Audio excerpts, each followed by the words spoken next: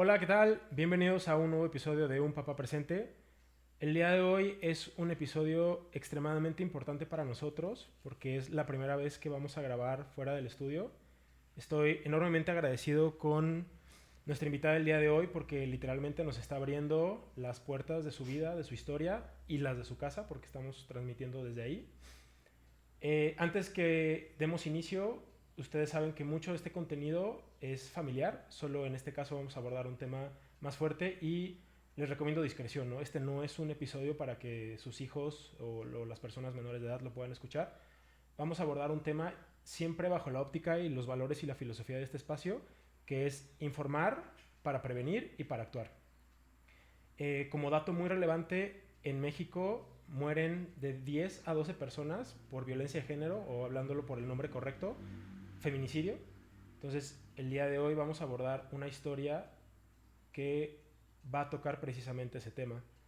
Y al final México es un país donde de manera recurrente escuchamos notas negras, noticias alarmantes, y aquí la idea no es alarmar a nadie, simplemente es contextualizar, traer a colación a la historia de una madre a la que tuve la oportunidad de escuchar en otro espacio y a la cual profundamente admiro, la templanza, la valentía y el hecho de decir, a raíz de algo tan drástico como yo no puedo imaginarme, soy papá también de una niña y no puedo imaginarme atravesar por una situación igual, pero con todas tomó el toro por los cuernos y decidió hacer algo para que las cosas sean distintas. Entonces, sin más preámbulo, Jimena, quiero presentar a nuestra invitada del día de hoy, Jimena Céspedes. Jimena, en serio, y te lo decía fuera del aire, estoy profundamente agradecido por contar con este espacio, por contar con este tiempo y porque hayas accedido a este espacio.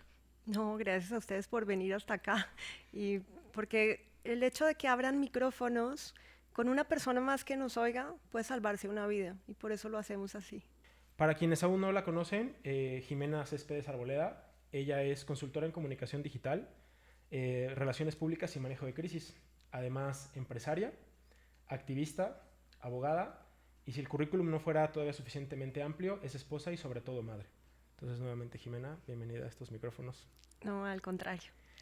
Tu nombre es un referente a nivel nacional sobre la labor y el activismo que tú estás haciendo en nombre de tu hija. Entonces, si quieres, podríamos empezar por eso. Es una persona, además, o sea, una joven talentosísima, brillante, con toda la vida por delante. Entonces, pues hablemos, ¿no? Hablemos de Ana María. Claro que sí. Ella cuando era chiquita, porque ahora que hablabas que tienes una hija pequeña, cuando ella era debía tener unos 2, 3 años, alguna vez le dije, ¿y tú qué quieres ser cuando grande? La típica que le pregunta a uno a los niños. Ella me decía, yo quiero ser famosa. Esa fue su respuesta. Nunca esperé que fuera famosa, o sea, ya es muy famosa, pero nunca esperé que fuera por esto.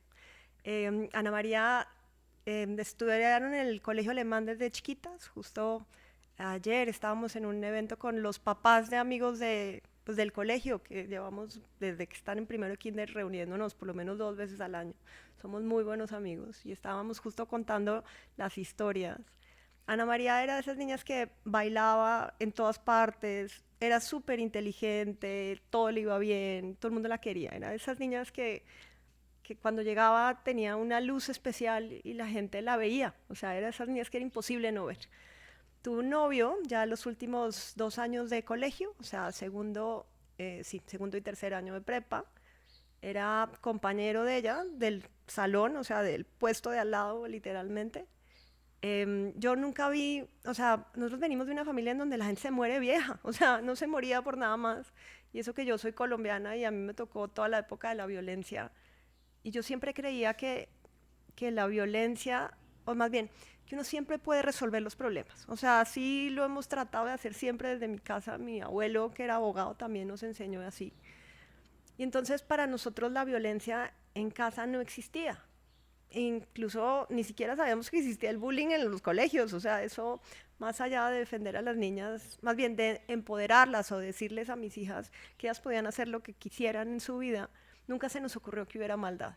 Desafortunadamente este muchacho sí era violento, o sea, para los que no sepan, la violencia de género se ejerce por el hecho de ser mujeres, pero se ejerce principalmente porque desde el comienzo, cuando empiezan una relación, siempre hay un nivel, pues hay un interés de controlar. Este muchacho, nosotros no vimos señales de violencia porque Ana María nunca nos contó. Yo literalmente solamente vi 3, así que yo le dije, ay, Ana María, no me gusta, pero porque uno siempre tiene esa de, el muchacho te gusta o no te gusta. Este muchacho era súper tranquilo, casi no iba a la casa que porque no lo dejaban, solo se veían en las fiestas o en el colegio. Los dos eran deportistas, este muchacho jugaba handball y básquet y de todo, entonces como que era la vida de los deportes, era como mucho donde se encontraban ellos. Solamente un día Ana María la acaban de operar de la nariz, ella se fue a la casa de este muchacho a mostrársela y él la recibió junto con el hermano con un plato de cartón, crema pastelera y se la impactó contra la nariz. Y entonces Ana María me llamó llorando, yo fui por ella, porque vivíamos el fraccionamiento al lado, yo fui por ella, yo siempre iba por las niñas, las recogía, siempre sabían dónde estaban, o sea, tenía el Live 360 y todas aquellas cosas que hacemos como padres. Entonces yo fui por ella y la mamá salió a decirme que se les disculpara, que era una broma de jóvenes. Yo entonces le dije a Ana María, no Como regresas a muy de esa mal casa. gusto, ¿no? Porque al Muy de mal final, gusto, sí. pues finalmente, más allá del tema de la operación, que además es una cuestión delicada, ¿no? Porque pues te acaban de intervenir y estás en el proceso de, pues, de la sanación, ¿no? O de que todo se acomode. Pues bueno, al menos bajo la visión que yo tengo es uno, pues tratamos a todas las personas de manera educada por el simple hecho de ser personas, ¿no? Y la otra es pues era tu novia, ¿no? O sea, como, ¿por qué lo harías? Al final, como que una broma donde todos se ríen es una broma, pero si es una broma de donde alguien ridiculiza o donde alguien te hace quedar mal, pues si la otra persona se podría sentir triste, pues yo no la catalogaría de broma. Sí, no, no, completamente. O sea, yo sí estaba muy enojada. Como te digo, hasta la mamá salió a pedir disculpas. Y yo lo que único, o sea, en ese momento lo que le dije a Ana María es, Ana María, no quiero que regreses a esa casa. Pues porque si te van a hacer esas bromas, pues no es el lugar correcto. Claro. Después eso fue en agosto 2022. A finales de ese año, un día llegué yo temprano a la casa, ella llegó del colegio llorando que porque le había terminado este muchacho. Entonces, pues yo hice lo que hace cualquier mamá, de ven, nos vamos a tomar un helado, a ver una buena película, y él llegó en la noche con un regalo enorme a pedirle disculpas. Lo que nosotros no supimos después, porque seguramente Ana María, ¿qué es lo que pasa con los jóvenes? Dice, si yo le cuento a mi mamá que estamos terminando acá rato, me va a decir, ay mamá, pues, o sea, termina. Claro. Entonces ya no me volvió a contar, pero parece que lo que cuentan los amigos es que ese diciembre ellos ya estaban terminando muchas veces y entonces que habían decidido tomarse un tiempo. Nosotros nos salimos de vacaciones con toda la familia como siempre y parece que cuando regresamos en enero volvieron ellos. Pues es que eran compañeros de salón, entonces yo creo que eso era parte del tema. Como muy noviazgo de escuela, ¿no? Sí, y además uno cuando tiene los hijos a esa edad uno cree que no se van a casar nunca con el novio de la escuela, entonces tampoco te interesas tanto y pues ya iba a terminar Ana María, ya iba a entrar a la universidad y este muchacho desde siempre había dicho que quería irse a estudiar a Europa la carrera. Y ya el único día que sí le dije a Ana María, termina, fue un día que ella estaba hablando con la mejor amiga por teléfono y estaba llorando, entonces cuando colgó le dije, ¿qué pasó? Y me dijo, es que este muchacho se enojó porque se había ido al concierto de música clásica de la mejor amiga con la falda que le había regalado. Entonces le dije, ay, Ana María, termina. Eso debió haber sido como en mayo de 2023 y ya les quedaba unas semanas para terminar el colegio. Entonces me dijo, ay, cuando terminemos el colegio, pues termino porque todavía me faltaba la fiesta de promoción, la graduación, todo. Y dije, pues tienes toda la razón. Pues es que más me imagino como, o sea, situándome en cuando yo tuve a lo mejor la novia de la prepa, dices, bueno, ya sabemos que no va por buen camino, además a lo mejor como mucha madurez en ese sentido de, pero también es la parte, pues no me gustaría terminar el año si además ya vengo con una cuestión de, no sé, si va a haber el baile de graduación, ¿no? O la fiesta, es como, bueno, terminamos juntos y ya después, pues la misma vida de lo que me estás comentando es, pues los iba a poner en caminos diferentes, ¿no? Entonces, llegado ese momento, pues ya mejor cada quien para su lado. Exacto, y Ana María hizo eso, porque además yo le decía, ay, el día en que se vaya para Alemania, ¿qué hacemos? Y ella me decía, no, pues llorar, mamá. Ella era muy cínica, entonces, pues lloraré y ya. Y yo, ah, bueno, está bien, tienes toda la razón, pero eran de los comentarios que hacía. Pero en junio, ellos terminaron y él comenzó a mandar regalos a la casa. Hasta que mi marido un día dijo, ya no recibes ni un solo regalo más, eso debe haber sido a finales de julio, y ya no volvimos a saber de él hasta un día en agosto de 2023, que la llevamos a una fiesta, allá se lo encontró, él salió, nosotros pasamos por ella a recogerla, y él salió con Ana María a saludarnos. Y yo todavía le pregunté a Ana María, ¿ya está tranquilo? Porque como mandaba regalos, entonces pues pensamos que era que estaba muy triste, y dijo, sí, ya está muy tranquilo, ya hablamos. Y desafortunadamente el 12 de septiembre nosotros habíamos salido de viaje, mi esposo y yo, de aniversario. Ana María se había quedado porque ya había entrado a la universidad a estudiar medicina y él entró a la casa y la mató. ¿Me lo cuentas? Con esa entereza que si alguien me arrancara a mi hija de este mundo, incendiaría todo. Lo siento mucho. Muchas gracias. Y no creo que incendiar todo sirva de algo. Tal Ana vez no. María me ha enseñado en todo este camino dos cosas que yo le agradezco enormemente. La primera, uno siempre dice, si me quitaran, yo tengo un muy buen amigo que murió su hijo. Y yo me acuerdo que venía en el avión de regreso y le dije, voy a necesitar que me ayudes porque no sé cómo sobrevivir a esto. Y él escribió una carta junto con su esposa, casi que tenía como los guías para sobrevivir. Y resulta que Ana me enseñó que sí, uno sobrevive. Y sobrevive porque tienes otros hijos o sobrevives porque la humanidad tiene que sobrevivir por encima de cualquier otra cosa. Y la otra es que la muerte tiene una ¿cómo será? ¿Cómo te diría? La muerte tiene una oportunidad y es de hacer mejor a las personas. Porque cuando te enfrentas contra la muerte, primero sabes que ya no eres eterno, menos tu hija. Y la otra es que tienes dos opciones, porque además las dos son válidas. Te puedes quedar en la cama y morirte con ella, o puedes ser mejor persona. Y eso es lo que Ana María me ha enseñado. Uno, que sí se puede sobrevivir, y la otra, que soy mejor persona desde que Ana María murió. Algo que olvidé mencionar al inicio del episodio, pero justo el enfoque es como que detalles que a lo mejor de momento dejamos pasar, ¿no? Y además, o sea, como mi papá tiene un dicho muy famoso que además yo creo que es el dicho de todos los papás, es nadie nos enseña a ser padres, ¿no? Y en retrospectiva, cualquier cosa que hagamos, si tenemos una segunda oportunidad para hacerlo, pues siempre lo vamos a hacer mejor, ¿no? Pero creo que la mayoría de nosotros hacemos lo mejor que podemos todo el tiempo. Y algo que el enfoque de este episodio y el contar, creo que me gustaría visibilizar en este momento varias cosas. Y es uno como uno cree que nunca nos va a pasar, ¿no? Como que todas las noticias, afortunadamente, ¿no? Se sienten lejos. Pero hoy estamos aquí con esta situación, pues, lamentable, porque privar de la vida a cualquier ser humano por cualquier cosa es lamentable. Pero el hecho de decir pasa, ¿no? Pues ojo acá, ¿no? Pilas acá. Si algo les dice o no les hace sentido, pregunten, indaguen y vean, ¿no? En este contexto de que todo el tiempo se ve lejos, o el enemigo fuera de casa, o es un ser desconocido, y entre más hemos hecho este trabajo en este espacio, está mucho más cerca de lo que creemos. El enemigo desconocido es un porcentaje chiquitito, y sobre todo creemos que a lo mejor como hay cierto estereotipo. A lo mejor sí nos podías contar un poco como el perfil, no etiquetándolo a él, sino una cuestión de como mamar, hablándole a la audiencia, oigan, no porque luzca de determinada manera o diera la impresión de que tiene ciertos valores, quiere decir que estamos exentos de esta situación.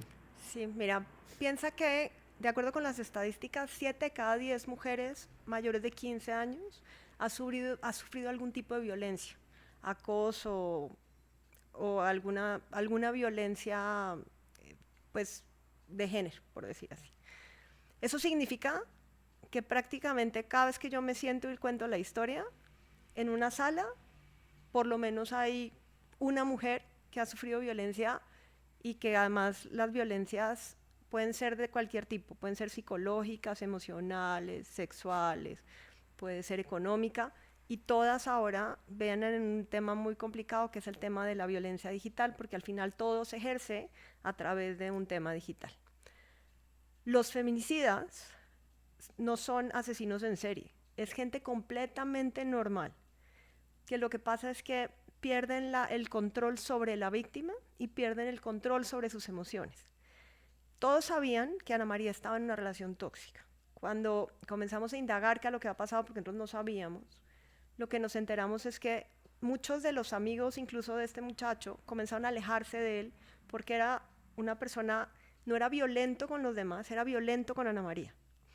Fue el mejor alumno de la generación, era un niño que ganaba medallas en los deportes, y eso no le quita el hecho de ser violento. Nosotros no sabemos qué había detrás, o sea, no sabemos bien si había un tema en la familia o no, pero lo que sí aprendimos con esto es que la violencia no tiene ni código postal, ni tiene edad, ni por el hecho de que hayas venido de una familia violenta o no, no te predispone necesariamente a ser violento o a violentar a alguien.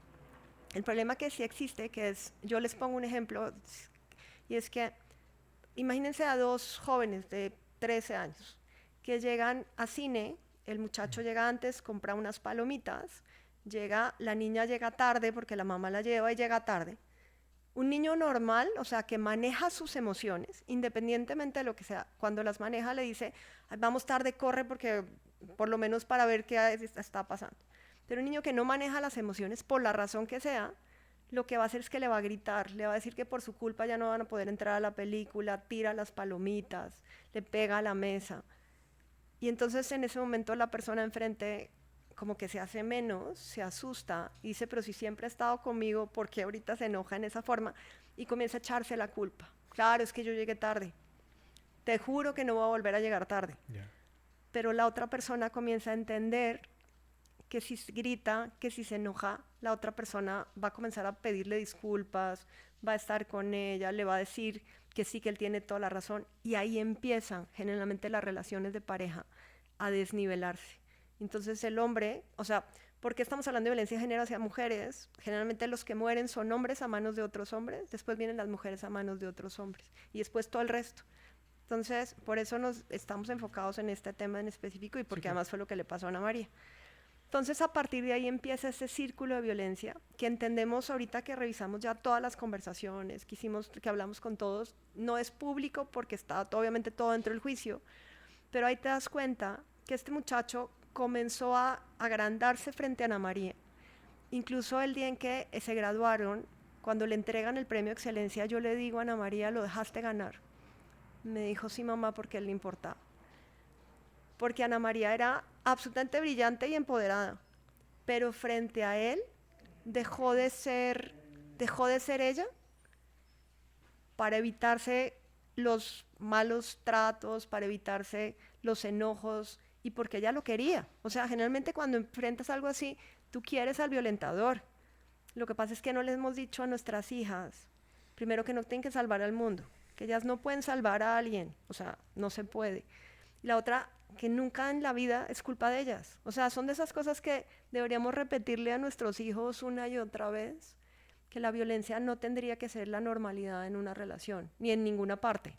¿Qué dirías tú que pudieron haber sido como señales de alerta que a lo mejor nos compartieras, ¿no? Tu enseñanza o tu experiencia de vida en esto, de decir, oigan, cuidado con esto, porque de momento le empiezas a sumar otra rayita y pasas al siguiente escalón y que como que sigues sumando acciones que a lo mejor normalizamos o toleramos las primeras y de momento es que ¿en qué momento pasó? Pues en el momento en el que hubo todas las señales previas y nadie dijo nada, ¿no? Sí, mira, lo que hemos encontrado es que son 5 principalmente lo que hay. Obviamente tienes escalas en cada relación. Hay relaciones que en donde hay golpes, creemos que en la de Ana María no hubo golpes, o sea, pero la primera es la que te explicaba del tema del control. Generalmente siempre una agresión, puede ser incluso una agresión, puede ser un violentador laboral, o sea, y generalmente es un tema de control, que quieres controlar a la otra persona y la forma más fácil de controlarla es a través de la agresión, muchas veces. La otra son los celos. El día de la falda, el problema no era solo la falda, sino que había ido otro compañero de ellas al evento y Ana María pues no le había contado, pues porque además era compañero de ellas, pues no pasaba absolutamente nada y parece que ese día fue un show espantoso porque él se enojó muchísimo. Esos celos desproporcionados, eso es de las primeras señales o alertas que deberíamos tener en una relación. Tengo un amigo periodista que un día yo conté la historia y saliendo del programa, va y me dice, yo no me he dado cuenta que mi hija saliendo del trabajo, este muchacho llegaba así por sorpresa a recogerla. Pero o sea, y cada vez más frecuentemente le dije, esa es una alerta. Porque una cosa es que lo hagas y llames y digas, oye, ¿quieres Claro, que pase por ti? para que estés segura o Claro. de vamos a cenar, Pero no ¿no? que llegues así de sorpresa para ver con quién estabas o que quieran revisar tu celular o que necesiten todas las claves. Esos son celos y que esos no. Eso es de las señales más relevantes que hay. La otra son los cambios de temperamento. Este muchacho, la terminada una y otra vez, este muchacho, por ejemplo, le dejaba de hablar o la bloqueaba el teléfono y después regresaba y le pedía disculpas. Entonces, lo que pasa es que la persona de enfrente lo que hace es todo el tiempo tratando de no hacer cosas para que el otro no se enoje. Y Ana María decía, pero es que no sé ni siquiera por qué me termina. Entonces, esa es otra de las señales. La otra es, para poder controlar a alguien, necesitas aislarla de su entorno seguro. Y entonces es cuando le dices, Por ejemplo, entre los novios va y le dice, no, es que tus amigas no te entienden, o más bien no nos entienden o no nos quieren, es que tu familia no me quiere y me odia, y entonces va la mujer a defenderlo frente al resto y comienza a perder ese círculo, digamos, de apoyo que cuando necesitas salir de una relación es lo que más necesitas. Y la última es cuando comienza a menospreciar a la persona, es cuando le dice, no, es que es tu culpa, es que sin mí no puedes hacer nada, es que nadie te va a querer igual. O sea, todos esos señales que hacen que la persona comience a dudar de sí misma. Hay ¿cómo se llama? Josefina Vázquez Mota, que iba a ser presidente, escribió un libro que espero que publique pronto, que era No me dejo de nadie menos de ti. Todo el mundo dice, ¿por qué una mujer? Yo tengo amigas, o sea, directoras de empresa, que han sufrido violencia y que contando esta historia ellas me han llamado y me han dicho, estoy saliendo de la relación porque estoy entendiendo lo que he sufrido todo el tiempo. Y entonces tú dices, pero ¿por qué se dejan? Porque las relaciones cuando tú empiezas, las relaciones no empiezan con un golpe en la primera vez que llegaste tarde. No, empieza con la luna de miel y en Claro. el diente se va torciendo. Y entonces tú dices, si él siempre ha sido así de bueno, pues por un día pues no pasa nada. Pero resulta que ese día comienza a volverse una semana, comienza a volverse más frecuente, pero ya las mujeres o la que está en la relación cada vez es menos. Ella cree que de verdad es su culpa, o ella cree que tiene toda la razón, que sin él no va a ser nadie, porque entonces una de mis amigas me decía, es que él me decía que nadie me iba a querer como estaba de gorda, y así tal cual le decía. Sí. Y esas muestras, digamos, comienzan a mermar la capacidad de las mujeres y por eso se quedan en una relación violenta. Y hay algo que es tal vez lo más difícil. Anteriormente la gente se casaba con el violentador y vivían toda la vida. Y entonces uno dice, ¿por qué ahora que hay más información, que las mujeres saben lo que está pasando, que hay redes de apoyo mucho más abiertas, por qué las matan? Porque resulta que anteriormente había eso es idea mía, no sé si está escrito en algún libro, pero anteriormente se casaban y se quedaban con el violentador, generaban violencia dentro de las casas, pues tener un padre violento genera violencia, sí. Pero no las mataban porque se quedaban dentro de una relación. Y seguían ejerciendo control. Y seguían ejerciendo el control. El problema es que ahora pierden el control porque pasa como Ana María. Ana María dijo, hasta aquí llegamos. Pierden el control y pierden el control tanto de la relación como de sus emociones, pero adicionalmente ya no pasa nada, porque antes tenías a la religión que te decía que te ibas a ir al infierno, o la otra era, o la ley funcionaba. Hay un montón de leyes, tú eres abogado, pero como no pasa nada, o sea, al final, como el caso de Ana María que veíamos sin juicio, entonces es muy fácil que la mates, pues porque no pasa nada. Entonces, creo que por eso ha ido aumentando tanto el número de mujeres. INEGI dice 8 a 10, las colectivas dicen que son más de 12 al día, es una cantidad enorme. Entonces, como padres, y aquí sí, para redondear lo que venía diciendo, como padres lo primero que yo creo que, yo siempre le dije a mis hijas que me podían contar lo que quisieran, pero yo no sabía de la violencia, entonces si ellas me hubieran contado algo de la violencia, de pronto yo no les hubiera hecho el suficiente caso. O sea, entonces yo creo que lo primero que tendremos que saber es si existe la violencia, y el riesgo mayor es que si termina una relación violenta dentro de los 90 días es el momento más peligroso, que es donde las matan. Entonces tendríamos que ser capaces de siempre tener un círculo de confianza con nuestros hijos para que nos cuenten estas cosas. Y la única manera de hacer que nos las cuenten es contarles historias como las de Ana María. Esa yo creo que sería la primera. Fíjate que aquí quisiera regresarme con algo que comentaste, y que creo que a casi cualquiera que haya tenido que pisar una fiscalía, desde un trámite burdo como perdí el pasaporte o un documento, que es un calvario, pero algo que aquí me gustaría resaltar muchísimo para que aún no lo sepas, es que en tu caso, o en su caso como familia, no quedó en un no pasa nada. O sea, la persona fue aprehendida, la persona se encuentra en este momento en prisión, y vaya, justo lo que platicamos un momento antes, ¿no? O sea, esto ya tiene 2 años. 2 años, exacto. Y digo, eso de que la justicia es pronta y expedita, pues no sé, a mí no me ha tocado, ¿no? Y eso que lo ejerzo. Pero creo que este es otro, no me gustaría usar la palabra ejemplo porque al final pues hubo una vida de por medio, ¿no? Pero es la cuestión de, hay consecuencias. Y en su caso, pues ustedes hicieron una labor increíble, pues particularmente tú, ¿no? Yo sé que es una labor común, pero tú particularmente como mamá, la frialdad de cómo pensarlo en el momento, la forma en cómo se movieron, cómo actuaron, pero esa parte de no pasa nada, creo que es la parte que a la mayor parte de nosotros como mexicanos y de sociedad nos desmotiva, ¿no? Es que la impunidad tiene unos números grandísimos, ¿no? Como que casi cualquier violentador es, pues las probabilidades de que me agarran son pocas, pero creo que otra cosa que me gustaría destacar de esta historia es la consecuencia hubo, existe, o sea, la persona que es presuntamente responsable, y uso el término más como en un enfoque jurídico, no por otra cosa, pero está enfrentando un proceso, ¿no? Sí, hay gente que dice que es por los recursos que tenemos, no es cierto. O sea, yo creo, la justicia está para todos, el problema es que hay que buscarla.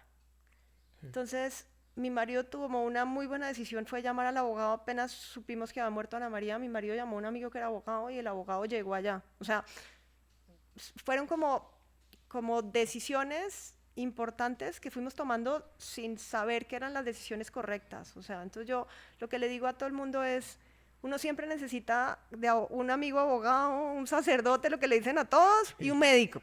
Uno siempre los necesita porque como en este caso, o sea, mi esposo tenía un amigo y el amigo entonces llegó. La otra es que nosotros nos bajamos del avión directo a la fiscalía. Entonces yo lo que le digo a todos es, la fiscalía no va a trabajar sola. No. La justicia no trabaja sola. Y es un trabajo de tiempo completo trabajar para buscar justicia. Pero nosotros decidimos, yo decidí que ese iba a ser uno de mis trabajos y así estuve. Entonces desde el principio nos bajamos del avión y el primer lugar al que llegamos fue a la fiscalía a explicar todo lo que había pasado, que ellos nos explicaran lo que había pasado, cuál era el proceso. Y adicionalmente a decirles que este muchacho se iba a ir el viernes porque él se iba a agarrar un avión para irse para Alemania a estudiar, porque ya habían hecho incluso la fiesta de despedida con todos los demás amigos. Entonces nosotros llamamos a todos los papás amigos para preguntarles en qué vuelo se iban, de tal manera que esa información se la dimos a la fiscalía. Y la fiscalía sí trabajó muy rápido. Habló pues obviamente pidió la orden de captura y comenzaron a acercarlo. Y lo cercaron muy rápido, sí trabajaron mucho con los conjuntos porque vivíamos en una zona en donde el presidente municipal también trabajó con nosotros. O sea, como que todas las autoridades decidieron que este era un caso importante y con eso lo detuvieron en 4 días. Pero desafortunadamente la detención es solamente una detención. Claro. O sea, está vinculado a proceso. Su situación jurídica no ha sido resuelta al día de hoy, no ha sido resuelta. Entonces, eso no nos garantiza a nosotros ni a nadie que el muchacho se quede ahí el tiempo que dictamina la ley. Lo pueden soltar en cualquier momento. Obviamente hemos trabajado, yo voy a todas las audiencias, voy con la fiscalía, voy a los tribunales, he hablado con todo el mundo, hasta con la presidenta de la República hemos hablado. Porque esto no nos garantiza que ahí va a quedar. Y además, esto es un duelo en la medida en la que, sí, porque si ya lo hubieran juzgado, tú dices, bueno, ya me olvido de él, pero como no lo han juzgado, no me puedo olvidar de él. O sea, me recuerda cada vez que tengo que estar en una audiencia, ahí está sentado. Entonces eso no termina con detenerlo. Eso es importante decirlo. Claro. Sí, digo, al final pues no ha concluido, ¿no? Pero también sí están sucediendo cosas. Y la verdad es que es un proceso muy cansado. Cualquier persona que haya hecho cualquier trámite de este tipo es vueltas y vueltas. Y como bien dices, ¿no? Y lo has dicho en otros espacios, pues uno tiene que estar ahí, ¿no? Dedicar trabajo, dedicar tiempo, porque pues las autoridades están rebasadas. No, y nosotros yo voy a hacer hasta lo imposible para que se logre la justicia. Y no solo por Ana María, o sea, no solo por nosotros, sino después de eso quiero hasta sacar un libro de cuáles son todas aquellas cosas que hay que hacer cuando te enfrentas a un proceso de eso. Lo que más quiero es que no haya ni una muerta más. O sea, ese es el objetivo que tengo yo. Pero también tengo que decirles, porque necesitamos que pase algo. Exactamente esa es la palabra correcta. Porque necesito que este muchacho cumpla la pena que se le imponga, pero que la gente sepa que nadie puede quitarle la vida a nadie. O sea, no importa si es mujer, hombre, lo que sea, porque tiene que haber una responsabilidad y la responsabilidad tiene que cumplirse. Eso es parte del objetivo que tenemos. ¿Qué le dirías o qué compartirías con otros papás que tienen en la mente a mi hija no le va a pasar nada o esas cosas no pasan? Ojalá fuera así y no pasaran. A mí me ha pasado que últimamente me preguntan madres, me dicen, es que ya tengo como delirio de persecución porque me muero de la angustia de que algo le pase. Lo que necesitamos es mucha información. Necesitamos información como padres, los jóvenes necesitan información y necesitamos crear redes de apoyo. Yo me acuerdo que cuando las niñas eran chiquitas teníamos esos chats de papás que hay veces que son absolutamente insoportables, en Sí. donde todo el mundo contesta. Esos chats de papás deberían tener un propósito más allá de si hay que llevar la cartulina o no, o si tiene que irse disfrazada. Tendría que ser una red de apoyo real en donde yo le pueda decir al papá de enfrente, si algo le pasa a tu hijo, yo te digo, si algo le pasa a la mía, tú me dices. Y que seamos capaces de creerles cuando un papá le dice a otro, oye, tu hija o tu hijo agredió al mío el día de ayer. Y tendríamos que poder trabajar en conjunto con los otros papás y obviamente con los colegios y con los directivos de los colegios. Creo que eso es mucho de lo que falta. Pero lo que sí tenemos que hacer, que yo creo que eso fue parte de lo que, como no lo sabíamos, nunca lo hablamos, como padres tenemos que ser capaces de explicarle a los hijos lo que implica la violencia, cuáles son los tipos de violencia, cómo se ejerce, cómo no normalizarla. Y eso lo que permite, yo creo que es abrir la conversación. Lo que ha permitido la historia de Ana María es justo eso, es abrir una conversación que no estaba en las casas, que no estaba en las familias, porque como creemos que nunca nos va a pasar, o creemos que la violencia solo pasa en el noticiero, o pasa en las calles, porque uno siempre cree que es que si se va a un antro, en el centro te puede pasar algo, y entonces pones todos los cuidados solamente cuando sale. Pero resulta que el 60% de las mujeres que mueren a manos de alguien es a manos de su pareja o de su expareja, y el 60% de esos en su propia casa. Ana María fue a manos de su expareja y en su propia casa porque este muchacho entró a mi casa. Entonces, cuando sabes eso, lo que tenemos que hacer es justo informarle a nuestros hijos, a la red de los amigos y a otros papás y decirles, yo no quiero que la violencia llegue a mi casa. ¿Cómo hacemos para que entre todos, empezando con nuestros hijos, comencemos a dejar de normalizarla y a creer que solo pasa en el noticiero? Fíjate que ahora en esta era digital donde estamos a 2 clics de obtener cualquier cosa, ¿no? O sea, digo, me voy a dar un ejemplo burdo, pero antes si tú pedías algo, pues pasaban un mes y medio, ¿no? En lo que llegaba y si llegaba, hoy todo está a un clic, ¿no? Paquetería te llega, inclusive en el mismo día, ¿no? O TikToks para todo, ¿no? Pero creo que también es como que la calidad del contenido que consumes y coincido muchísimo contigo en esa parte como hablando de entre papás, de que esa información fluya, ¿no? Y algo que a mí me ha motivado mucho en este espacio es o sea, claro que hay temas incómodos, o sea, claro que hay temas que no son gratos, pero ¿por qué si hablamos de cosas como mucho más triviales que realmente a lo mejor de fondo, pues sí, contribuyen a establecer un vínculo con otros papás o a generar comunidad, ¿no? O ese sentido como de tribu, de pertenencia. Pero algo de lo que estamos como muy felices como papás es que nos topamos precisamente con esa red de apoyo que son los amigos extendidos de la familia, porque al final quien eligió a sus amigas, aún siendo una pirroñita, pues fue nuestra hija, ¿no? Y eso nos permitió empezar, sobre todo la parte de, pues quiero saber con quién se está relacionando mi hija. Porque al final, bueno, si conoces a los papás vas a ver qué línea de visión de crianza traen, cuáles son sus valores, ¿no? Y además fue algo que a mí me enseñaron. O sea, mi mamá era presidenta del salón de la escuela y todo porque estaba muy involucrada. Y trato de entender que era por la cuestión de quiero ver con quién te relacionas. Entonces, el hecho de tocar el tema incómodo, mucha gente que ha dado oportunidad de escuchar este espacio me dice, es que sabes que luego manejas unos temas que a mí diría hasta me incomodan porque son duros. Pero después digo, bueno, si no lo aborda desde la perspectiva del alarmismo, lo abordas desde la postura de la información, es como pasa. Creo que en la medida de que la información adecuada y de la forma adecuada desde la postura de la prevención fluya, es más fácil. Y sí está muy duro hablar de temas incómodos y más, o sea, feminicidio, ¿no? O sea, la muerte de una mujer, el que te priven de la vida de tu hija, de tu esposa, de tu mamá, porque todos tenemos una mujer en nuestra vida y de última venimos de una. Entonces, sí es muy incómodo, pero creo que el hecho de que se pueda tocar, y justo esto que comentes, que más allá de la cartulina es generar esta verdadera red de apoyo. Sí, mira, por ejemplo, en mi casa no se gustaba todavía. Es que muchas de las fiestas se hacen en mi casa. Siempre están abiertas las puertas, por eso la puerta de mi casa estaba abierta para que hasta entrar este muchacho. Pero lo que, por ejemplo, cuando había fiestas, cuando ya comenzaban a tomar ya en los últimos años de preparatoria, cuando alguien tomaba mucho en mi casa, yo llamaba a los papás de ese muchacho, porque me moría de la angustia primero que manejara o que algo le pasara en el camino, y la otra porque a mí sí me hubiera encantado que alguien me hubiera dicho lo que estaba pasándole a Ana María, y en realidad nunca nos lo dijeron hasta que ya habían terminado, y cuando murió, más. Entonces, creo que parte de lo que tendríamos de nuestra responsabilidad como papás es educar a nuestros hijos, sí, en los valores y en las demás cosas, pero también ser capaces de tener esa empatía o ver en los otros aquellas cosas que no te gustan. Y ser capaz de decir, no me gusta este niño porque veo estos temas, y pues decírselo al papá de enfrente. Porque uno muchas veces cree que es que su hijo es perfecto. O sea, y se vale pensar que tu hijo es perfecto.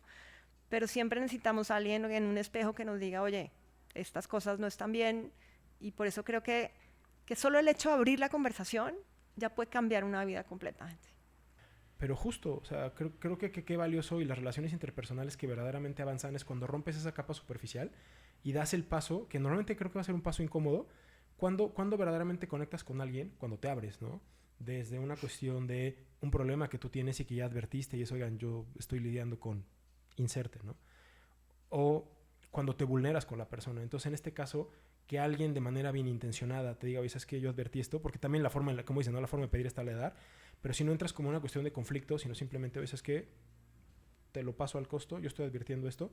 Creo que es muy importante el otro lado como padre o madre, hacer como de un, voy a poner atención, ¿no? Tal vez puedo poner atención y descartarlo, es, no, esta persona no tiene lo que está hablando, pero qué importante es eso, ¿no? Y hoy que me lo comentas hago la reflexión y sí, nos llegaron a decir, ¿no? Que nuestra hija era muy tosca, entonces pues que no le gustaba, o sea, que de momento tú la ves como chiquita y todo, y de hecho es de las más menuditas y de las más chiquitas de su generación, y alguien nos dijo, oye, es que no agrede porque quiera, no se sabe controlar todavía, y es muy tosca. Entonces es como, ok, está bien, como papás, bueno, pues trabajamos en eso. Claro, pero ahí es parte del trabajo de los papás, es cuando alguien te dice, no lo tomes personal, eso es difícil de hacer, pero yo creo que las nuevas generaciones les está costando. Lo que pasa es que mi hermana es mucho más chiquita que yo y tiene hijos chiquitos de 5 y 3 años. Y yo la veo y es muy diferente a como yo eduqué a las mías, a mis hijas.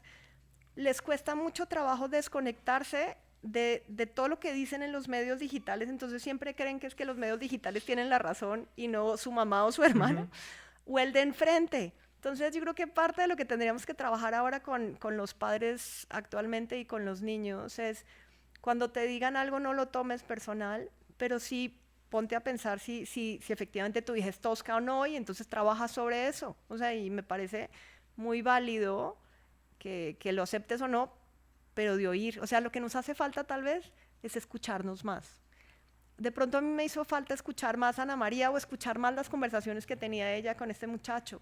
Yo siempre pensé que ella era casi un adulto, ella vivió sola un año en un internado, entonces yo siempre creí que ella ya era grande y además las crié para ser independientes. Entonces yo creo que de pronto parte de lo que me faltó, y que aquí ya tu espacio para todos los demás, deberíamos escuchar más a nuestros hijos. O sea, yo tenía una muy buena relación, pero de pronto no escuché lo suficiente.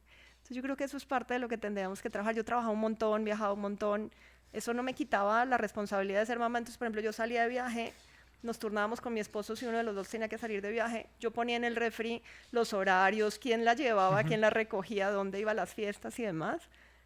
Pero eso no me daba el suficiente tiempo para oírla más. Entonces, yo creo que si pudiera decirle a todos los papás que tienen hijos chiquitos, escúchenlos más.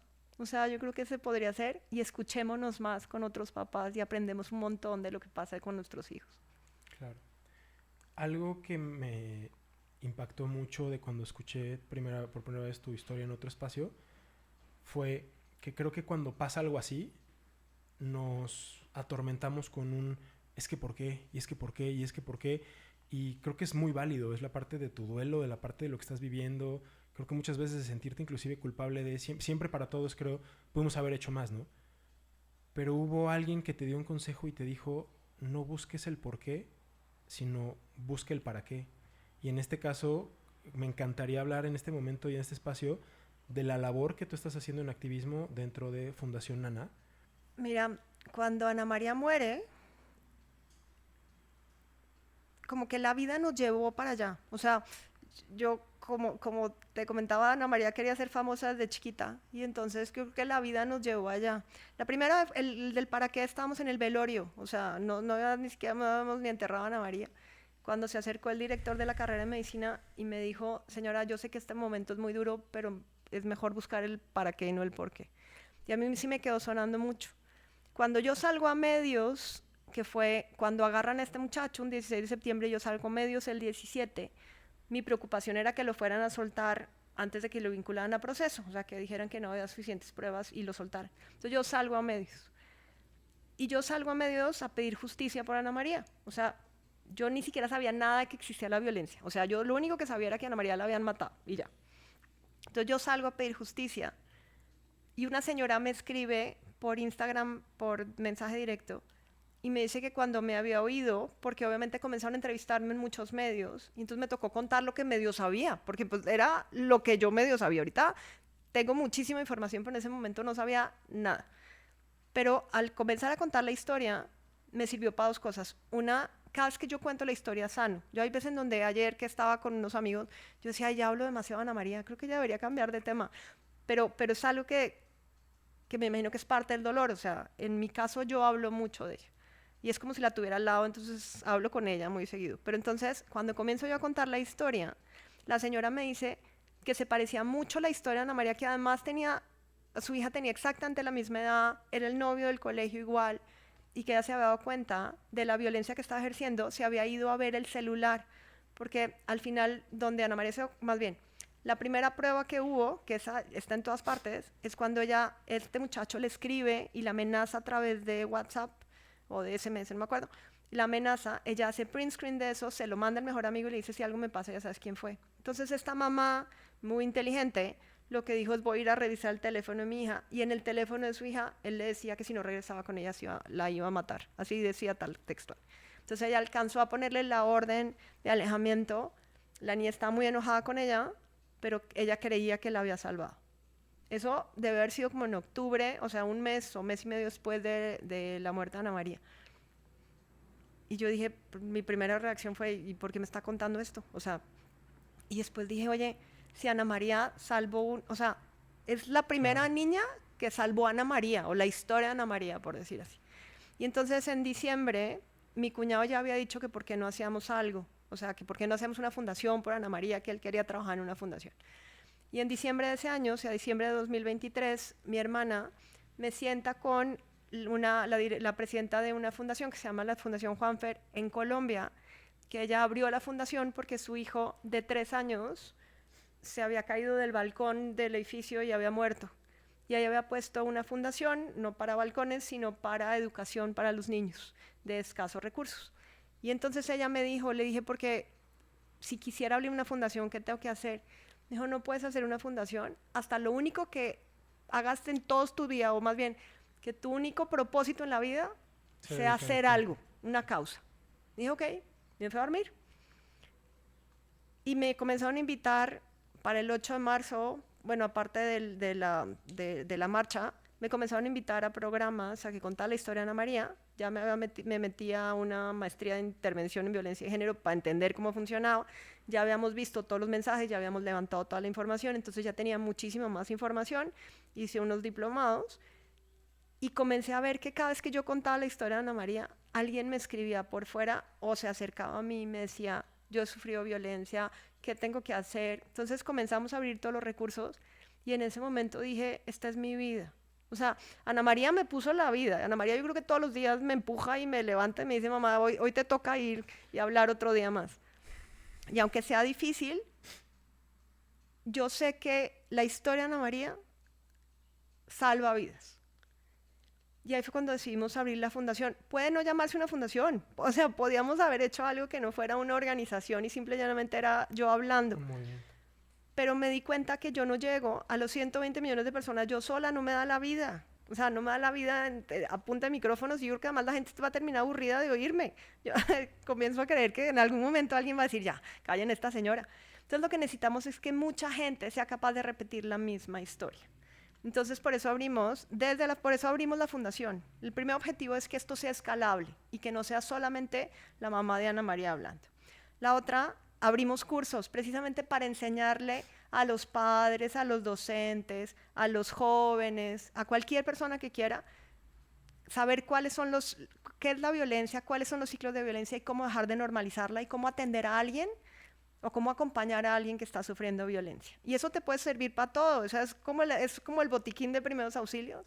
Si todos sabemos cómo se ejerce violencia, pues no vas a tener acoso laboral, ni vas a tener violencia, no sé, en el transporte. O sea, esto tendría que ser una cultura de paz, no solamente tener que hablar de violencia de género, pero empezamos específicamente por esto y porque lo que queremos es salvar vidas. Queremos que los 8 de marzo no sean 12 mujeres al día, sino sean 5, 4, hasta, bueno, no creo que erradiquemos completamente la violencia, pero que podamos hacerlo lo mejor posible. Entonces fue cuando decidimos hacer eso y nos tocó preguntarnos, porque hay veces donde llega alguien y me dice, y ahora, a mí me encantaría poder abrir un refugio, me encantaría poder hacer un montón de cosas, pero decidimos desde la fundación que el trabajo real que nosotros sí podíamos hacer era a través de los micrófonos y a través de la comunicación, salvar vidas, porque concientizamos a la gente. Solo con que hoy haya un padre de familia que diga, ay, de pronto hasta yo estoy ejerciendo violencia, yo con eso quedo tranquila. Esa es la vida que me dejó Ana María. Entonces, por eso decidimos abrir la fundación con el propósito de concientizar y de educar a las personas en violencia de género, principalmente en etapas tempranas para que no se casen con el violentador o para que no siga creciendo. Y la otra, que es lo más difícil, es trabajar con los padres y con los hombres en general para que se den cuenta que ellos son agresivos. Si uno se da cuenta que levantó la voz de más o que comenzó a amenazarla o que le está celando, hay terapias para eso. Y un hombre puede cambiar la violencia que ejerce contra la pareja o contra cualquiera. Y eso es súper importante. Entonces, ahí fue cuando ya dijimos, bueno, ya, hagamos una fundación con un propósito muy claro y ya con actividades muy claras. Y entre ellas es traer muchos embajadores. O sea, personas que se capaciten en tema de violencia y puedan dar cursos, certificaciones, puedan ir a hablar en casas de familia. Y ya con eso podemos salvar mucha gente. Dentro de esta labor que ustedes están haciendo, hay algo que ustedes digan, oye, ¿sabes que hemos detectado que hay cierto perfil, hay ciertas cosas muy claras con las cuales se inician y en eso empezar a poner atención? Mira, dicen que no hay un patrón establecido de feminicidas. O sea, digamos que hay unos que son violentos porque nacieron en casas violentas, hay otros que lo son porque, por ejemplo, el tema, dicen, tengo una muy buena amiga que tiene una clínica que se llama Restart, que es para clínica de pantallas, porque resulta que muchos de los problemas que surgen ahorita es por intolerancia a la frustración. Como le estamos dando pantallas a los niños desde tan chiquitos, ellos pues es como una dopamina y entonces pues terminan siendo intolerantes a la frustración y por eso hay más berrinches ahora de lo que había antes. Entonces, no hay un patrón como tal de conducta, lo que sí hay es que tendríamos que ponerle más bien las señales de alerta a las violencias que ejercen estos jóvenes. O sea, entonces, si tienes a un muchacho que siempre hace bullying, pues ya es una señal de alerta. Si es un muchacho que agrede a los animales, esa es una señal de alerta, porque entre agredir a un animal y el día de mañana, pues agredir a una persona. O sea, tienes el hecho de que no sea capaz de controlar las emociones, ese también es una señal de alerta. Pero en realidad, casi que desde el momento en donde ves cómo se comporta con otra mujer, esa es una señal de alerta. Si se comporta mal con su mamá, lo más seguro es que se va a comportar mal con la novia o con la pareja que tenga. Pero no hay realmente, desafortunadamente no es, o sea, no es un psicópata que tú dices, no, es que es un psicópata o es que es un narcisista. En general los TikTok tratan de encuadrar a estas personas así y desafortunadamente no existe eso. Entonces lo que hay que hacer más bien es, yo por ejemplo, de lo único que me arrepiento es de no haber llamado a la mamá de este muchacho cuando veía que mandaba un montón de regalos y iba a la casa hasta que mi marido les dijo, ya no recibe un regalo más. De pronto ella hubiera podido hacer algo. No sé si ella se dio cuenta que su hijo estaba mal. No lo sé. O sea, yo si hubiera visto a mi hija triste, porque mi hija estaba o sea, entró a la universidad y era absolutamente feliz, entonces pues yo no tuve que hacer absolutamente nada. Pero si tú ves a tu hijo triste, muy ansioso o como, o sea, diferente, sí tendrías que trabajar con él. Nosotros, por ejemplo, Ana María sufría bulimia, pero yo pensé que la bulimia era derivada de la preocupación que tenía de entrar a la universidad. Entonces Ana María entró al psicólogo, pues porque nosotros tratamos de ayudar a nuestros hijos, entonces Ana María la mandamos para el psicólogo. Pero este muchacho no sé si alguna vez fue a terapia o algo. Entonces yo creo que como padres, la primera señal es, sí tenemos que ver las señales que tienen nuestros hijos, pero sí tenemos que ser capaces de, cuando lo vemos diferente, sí le tendríamos que mandar ayuda.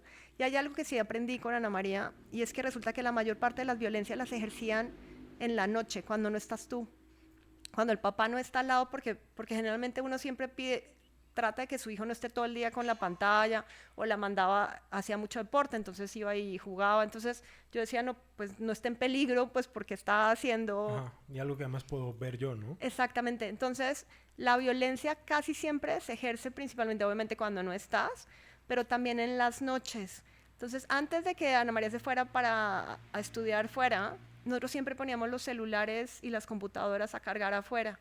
Cuando Ana María regresó, a mí se me olvidó, porque dije, pues ya está grande. Y cuando más ejercía violencia era en la noche, que la ejercía cuando ella estaba en su cuarto. Ya había veces que yo veía que no había dormido bien. Yo le preguntaba, ¿no dormiste bien? Me dijo, sí, mamá, pues que necesito dormir más. Claro, lloraba en las noches, este muchacho la agredía. Entonces, como recomendación a los padres, aunque sea un adulto de 18 años como era Ana María, lo mejor que deberíamos hacer todos es sacar los celulares. Uno, por el contenido que puedes ver, sobre todo si eres niño y que es un riesgo. La otra, porque te vuelves intolerante a la frustración, porque pues esto es dopamina como tal. Y la última es porque generalmente las agresiones pasan en la noche cuando tú no estás y no las puedes ver a través de los medios digitales. Claro, y esa violencia va creciendo y los mensajes de WhatsApp uno no cree, pero un mensaje de WhatsApp o de cualquiera de esas en un joven o en un niño Sí. puede acabar con ¿Con tu vida? con tu vida. En la parte de la fundación y la labor que están haciendo, creo que podríamos a lo mejor como segmentarlo en bloques y creo que vas como dirigido a padres, dirigido a jóvenes, dirigido a escuelas y a la sociedad. Si te parece, me gustaría empezar con la primera parte, que es como pues, la parte que nos toca, ¿no? Creo que desde la postura de estar sentados y no hacer nada o hablar más de lo que hacemos es como, no, pues es que yo no puedo salvar al mundo, ¿no? Pues claro, no creo que nadie a manera individual sería capaz de cambiar nada, pero algo que he estado muy convencido a lo largo de todo esto es, si hacemos lo que nos toca, de entrada estamos creando a un ser humano que va a estar más conectado con sus emociones, que va a tratar de hacer el bien, que va a buscar no lastimar a nadie. Entonces, creo que a veces minimizamos la parte de la labor que hacemos como padres porque es como que lo que se espera. Pero la verdad es que platicando con muchos amigos, y no es como la parte de, considero que lo hago bien. No, trato de poner mi mayor esfuerzo en todo lo que hago. Pero una vez alguien dijo, es que es difícil porque le pones empeño, le pones corazón, le pones atención. Y como que uno de momento dice, es que es lo que me toca, pero creo que si todos hiciéramos lo que nos toca, pues tendríamos un mejor mundo. Entonces, como que empezar a enaltecer esas pequeñas acciones de nosotros sí estamos cambiando el mundo de las personas que están bajo nuestro cuidado, porque somos 100% responsables y además es una cuestión que da miedo cuando realmente lo reflexionas. Es yo soy el encargado de guiarte a lo largo de tu vida con mis miedos, con mis temores, con mis defectos como ser humano, y en la parte bonita, pues en lo que pueda transmitirte, ¿no? En mis virtudes, en mi empuje, en mi garra, en mis ganas. Pero al final, si somos verdaderamente conscientes de todo eso, realmente le estamos cambiando y creando el mundo a una persona. Entonces, pues a lo mejor como empezar a abordarlo desde ahí, y sobre todo que mucho de este enfoque es todas las indicadores y todas las red flags que como padres podemos notar para que cuando bueno, en mi caso, nuestra hija o las demás personas entren en una relación sentimental, pues no normalicemos este tipo de cosas. Entonces, ¿nos podrías ayudar con esta parte como de la escala del violentómetro, como para recurso didáctico de papás? Sí, mira, lo que dicen los expertos es que la violencia sí escala, o sea, la violencia es escalable. Hay algo que se llaman el círculo de violencia, que es que siempre empiezas con una luna de miel con cualquiera, o sea, hasta cuando empiezas un trabajo nuevo, empieza uno con luna de miel en el trabajo nuevo. Después siempre hay una etapa de tensión, porque pues nada es perfecto, siempre hay una tensión ahí, y en general la tensión se va a liberar si es una persona que maneja bien las emociones, si tiene buena salud mental, o si le tiene miedo a la religión y decide que mejor con eso pues se vuelve mejor persona. Pero aquellas personas que no tienen ese manejo de emociones, por la razón que sea, agreden a la persona. Y la agresión puede ser verbal solamente, o sea, un grito, o le dices que hoy sí estás muy fea, o escoge cualquier cosa que menosprecie a la persona, pero también puede ser física, puede ser sexual, y eso, digamos que ya es un tema más directo. Sin embargo, no siempre la violencia tiene que ser física. Yo tengo una muy buena amiga que el marido lo que hizo fue que la disminuyó completamente. Ella era capaz de ser una muy buena empresaria, pero como persona ella creía que no valía nada. Okay. Y es muy fácil hacer que el de enfrente crea que no valga nada. Y de ahí resulta que cuando la persona se da cuenta que cometió, más bien, que ya se está pasando realmente en la agresión, es cuando le pide perdón, le dice que va a cambiar, le da muchos regalos. Pero cuando ya empezó en esa fase de agresión, es muy difícil salir de ese círculo de agresión porque ya se dio cuenta que puede agredir a la persona y que obtiene algo, que generalmente ese algo es el tema del control. Eso es lo principal. El violentómetro lo que dice, que incluso tenemos un video que se llama Banderas Rojas en tu relación, así lo pueden encontrar en YouTube. Lo que te dice es si te ha menospreciado, si te ha hecho que es tu culpa, si te ha empujado, si te ha gritado, si te ha insultado. Esas cosas, digamos que tienes banderas amarillas, rojas y ya tienes que salir corriendo. El violentómetro es igual, entonces dice, la primera es como un tema de gritos, de agresión, después entonces vienen los empujones, golpea cosas, después te golpea, te agrede sexualmente y después puede ser que te mate. Desafortunadamente no es una escalera. Uh-huh. Entonces puede que haya una agresión que sea solamente verbal y de ahí la mate, pero acuérdense que las matan no durante la agresión, las matan es cuando terminan la relación de control. Eso es lo que es más relevante que todos los papás entiendan. Fíjate, perdón, hay algo que me hace mucho eco y además como papá de una niña es como que de momento dices, ya salimos, ¿no? Dirías, pues, como que ya cesó la violencia. Hay algo que me gustaría mucho que insistieras en esta parte porque además a mí me cimbró, no alcanza con salir. O sea, la red de apoyo es cuando más presente tiene que estar, cuando más cosas debemos hacer. Entonces, sí, por favor, nos puedes ayudar más con ese aspecto. Claro. Lo que pasa es que, y lo hacemos mucho como mujeres, o también hombres puede ser, uno cuando termina con alguien o cuando rompe una relación de cualquier tipo, uno trata de terminar la relación bien. O sea, uno dice, Ana María, por ejemplo, cuenta una amiga que recién terminaron, Ana María se fue para la casa de la amiga y este muchacho la llamó 120 veces, porque además está así escrito. O sea, literalmente 120 veces. 120 veces. Okay. Así sonaba y sonaba. Y ella le decía, pero ¿por qué no lo bloqueas? Y Ana María le dijo, porque yo no quiero ser como él. Resulta que en una relación así, cuando ya sabes que hubo violencia en la relación, no tienes que quedar bien con esa relación, no tienes que quedar bien con esa terminada. Tienes que ser capaz de romper el vínculo directamente, porque si no el riesgo es que esa persona siga enganchada contigo al final. Pues no sé si la palabra técnica sea esa, pero pues sí. Al final este muchacho lo que decía era, es que tú no sabes de lo que soy capaz, es que yo estoy sufriendo y tú me tienes así. O sea, ese enganche que se quedó cuando terminó la relación fue lo que al final él se dio cuenta que había perdido el control sobre Ana María. Entonces, lo que dicen los expertos es, cuando terminas una relación violenta, termínala. Por eso es tan importante sacar a los jóvenes de una relación violenta, porque cuando ya te casaste con un violentador y te divorcias de él, pues tienes unos hijos de por medio, entonces ya es casi imposible romper la relación con ese violentador. Sí, claro, porque al final, pues para el tema de hasta en una guardia y custodia o visita y convivencia, lo vas a ver, ya no hablamos todos los días o paso por ellos a la escuela, ¿no? Pero una vez cada 15 días, que es como la más tradicional, vas a tener que mantenerse contacto siempre. Y entonces, si ya te manipulaba desde antes, con unos hijos es mucho más fácil la manipulación. Por eso tenemos que sacar a las jóvenes desde la entrada. Y lo que también entonces hemos ido aprendiendo es, necesitas sí o sí acompañar a las mujeres cuando terminan una relación violenta.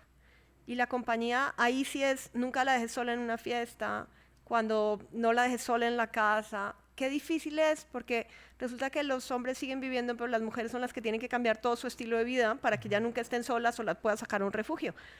Pero es la única manera en la que las vamos a poder mantener vivas una vez que terminan la relación, porque el peligro más grande son 90 días. Durante esos 90 días no deberías tener ningún contacto con el violentador. Baja después, hasta un año, después de un año rara vez las matan. Entonces, como papás, si tuviéramos una relación así, que sabemos que era violento el muchacho con nuestra hija, es un año que tenemos que... Y si pudiéramos sacarlas del país, yo hasta lo recomendaría. O sea, de verdad es tan impresionante lo que puede pasar que sí tenemos que hacerlo. Fíjate que ahorita que comentas 90 días y un año, o sea, literalmente un año tiene 5 letras, ¿no? O sea, un año. y después lo planteas a qué involucra un año. O sea, me pongo en ese momento y son 365 días donde tu mayor trabajo es ser ese custodio, ese perro guardián por preservar la vida de alguien. O sea, me parece durísimo. Como papás, ¿qué recurso tengo para ayudar a mi hija para reconocer y evitar estas relaciones tóxicas? Mira, la primera es abrir la conversación. O sea, esa yo creo que es. La otra, nosotros hicimos en la página de la fundación, fundacionana.com, ahí hicimos como estas 5 señales que yo les decía de control, celos, todas esas están en la página y están los recursos también, porque cuando tienes que salir de una relación violenta, necesitas abogado, necesitas psicólogo o psiquiatra que te ayude. E incluso puedes necesitar una trabajadora social. Necesitamos esos recursos. ¿Desde cualquier momento de la violencia voy a necesitar esos recursos? Es decir, si a lo mejor alcancé a frenarlo en las agresiones verbales, y no por minimizarlo, pero digamos, tu recomendación sería que desde el momento que lo detecte lo haga. Mira, lo mejor siempre necesitas ayuda de alguien experto. Okay. Que te ayude a identificar que la violencia, o sea, que no vayas a tener algún trauma o no vaya a quedar ninguna secuela en tu hija por el hecho que sufrió violencia, porque pues al final los sufren. O sea, tengo varias que llevan muchos años en terapia porque de verdad creyeron que no eran nada sin el violentador o porque les dijeron que pues eran feas o gordas, lo que tú quieras que haya pasado entre esa relación. Entonces, no es que siempre lo necesites, pero tienes que saber que existen esos recursos y que se los deberías poner a tu hija en caso que alguna cosa pase. Entonces, pero vamos por parte. La primera es abrir la conversación. La segunda, yo siempre les digo, cuentan la historia de Ana María muchas veces. O sea, utilícenla todas las veces que se necesite. Gracias. Porque así entonces te ves en el reflejo de que algo te puede pasar. La otra es entender muy bien estas señales o estas banderas rojas y darle los videos y la información que tienes. Y la otra también es que nunca les enseñamos a nuestros hijos, siempre les decimos lo que no toca, pero no lo que toca. Entonces, por ejemplo, desde la fundación, el curso que damos en las escuelas se llama la Escuela del Buen Trato, porque necesitamos enseñarle a los hombres y a las mujeres cómo sí tendríamos que tratarnos entre nosotros y no solamente no solamente el tema de estas son las señales de violencia, porque si no, no estamos cambiando al mundo, simple y llanamente estamos sacando a las mujeres del entorno violento, pero no estamos haciendo mucho más que eso. Entonces también yo creo que los padres, la otra es decirles, a ver, mira, tu mamá y yo siempre nos hemos tratado así, esto es, o has visto a tus abuelos. Entonces darles un ejemplo también, yo creo que ayuda un montón para unos hijos que pues son adolescentes o jóvenes y se pierden en el camino, yo creo que eso también ayuda. O darle patrones, por ejemplo, ay, mira, viste no sé, a tus amigos o los novios o sea, el novio y la novia que están ahí, que tienen una relación muy bonita, yo creo que también tendremos que enseñarles muchos ejemplos de cosas bonitas y no solamente de los temas violentos. Fíjate que ahorita nosotros particularmente como matrimonio estamos enfrentando constantemente retos, ¿no? A lo mejor ahorita nuestro reto es que controle más su entorno social, ¿no? Porque es pequeña y siempre es mucho, sea amable, ¿no? Los juguetes que nos dan compartimos. Y es como nuestro reto ahorita, ¿no? Pero algo que mucha gente me ha compartido es cuando entran como en esta parte de la adolescencia, yo tenía un hijo o una hija de determinadas características antes de entrar a la adolescencia y entran en la adolescencia y con toda esta cuestión cambian completamente. Entonces, desde tu experiencia, porque lo primero que me dijiste es abrir el canal de comunicación, ¿no? Y este tipo de cosas, pues yo no las voy a enfrentar ahorita, pero ¿cómo podemos mantener abierta esa comunicación con un adolescente donde, digamos que en el ambiente más sano, por decirlo así, es como, es que papá, tú no estás en onda, no me entiendes, ¿no? Bueno, es que eso era en tu época, hoy las cosas son distintas. Entonces, de momento pareciera que la brecha generacional es tan grande, es mucho más fácil que le hagan caso a los amigos. Entonces, ¿cómo acercarnos al adolescente que estadísticamente va a ser de lejos porque me da pena que me vean contigo, ¿no? Sí, o sea, yo por ejemplo veo en el caso de Ana María nunca, aunque teníamos una muy buena relación, nunca me contó lo que pasaba con ese muchacho. Yo creo que ella tenía normalizada la violencia o decía, pues, ni para qué le cuento a mi mamá. Incluso el día en que murió, ese día el amigo le dijo, ¿por qué no le cuentas a tus papás? Y ella lo que dijo es, ahorita están de viaje, cuando regresen les cuento. O sea, ella no vio el peligro. Okay. O si lo vio, nunca se le ocurrió que alguna cosa así pudiera pasar. Generalmente los adolescentes no ven el peligro. Entonces yo creo que nuestro trabajo sería, es tu espacio, es tu vida, pero te voy a mostrar cuáles son los peligros y me encantaría que me pudieras decir cuando estés en alguno de estas señales de peligro. O sea, de pronto ese es un abordaje diferente al que tendríamos que hacer. Y la otra, que es justo, como nuestro hijo no nos va a contar, pero por ejemplo había papás, amigos nuestros que sí sabían, porque su hija sí les contaba.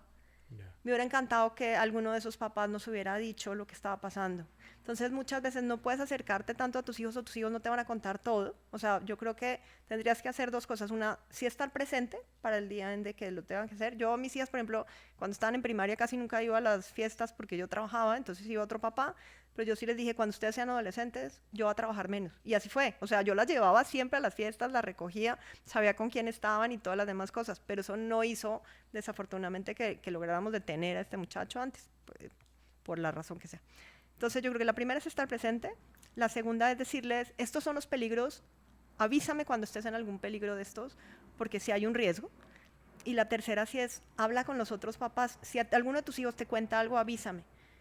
Y que no sea solamente no es mi problema o es que es el problema de la casa de enfrente. O sea, yo creo que eso es parte de lo que tendríamos que hacer.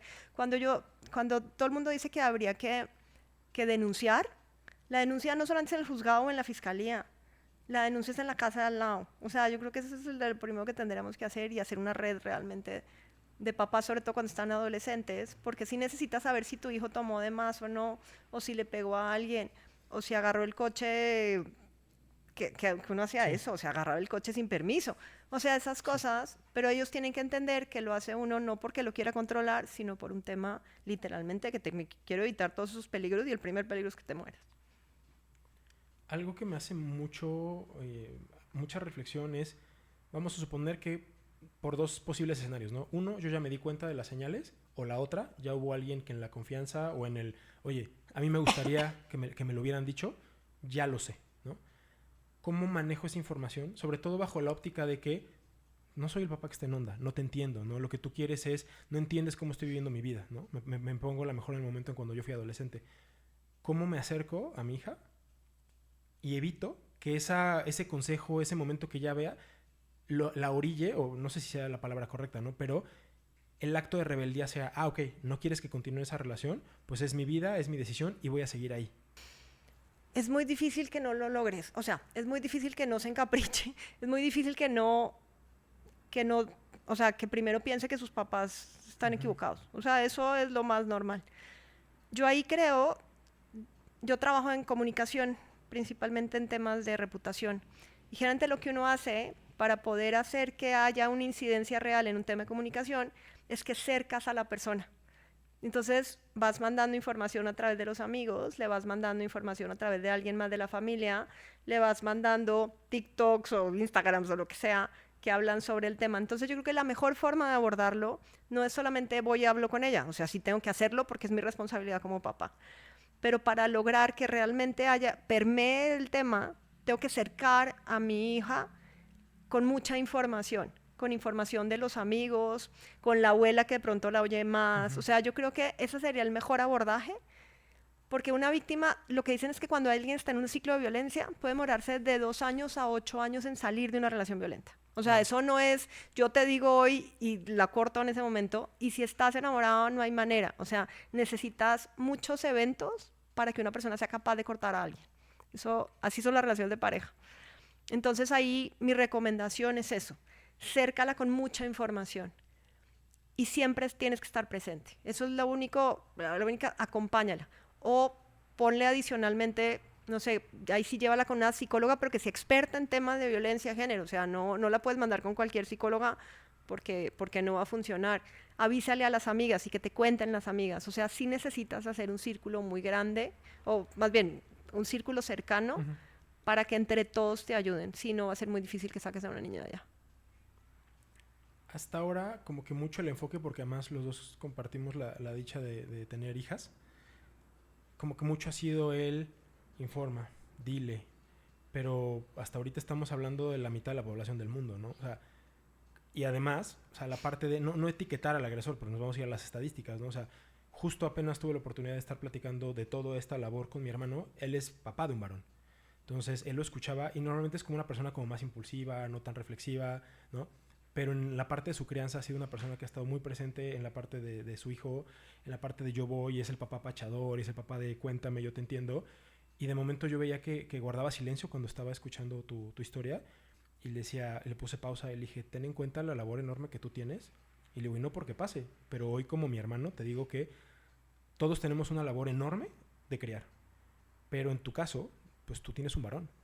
Entonces aquí mi pregunta sería, ¿cómo generamos esta cultura o cuáles son las estrategias que nos darías como papás de varones para dar un resultado en esto, para contribuir a esto?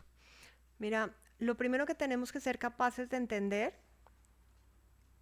es que si hay una diferencia entre hombres y mujeres, o sea, no solamente física, sino que los varones aquí los crían de forma diferente.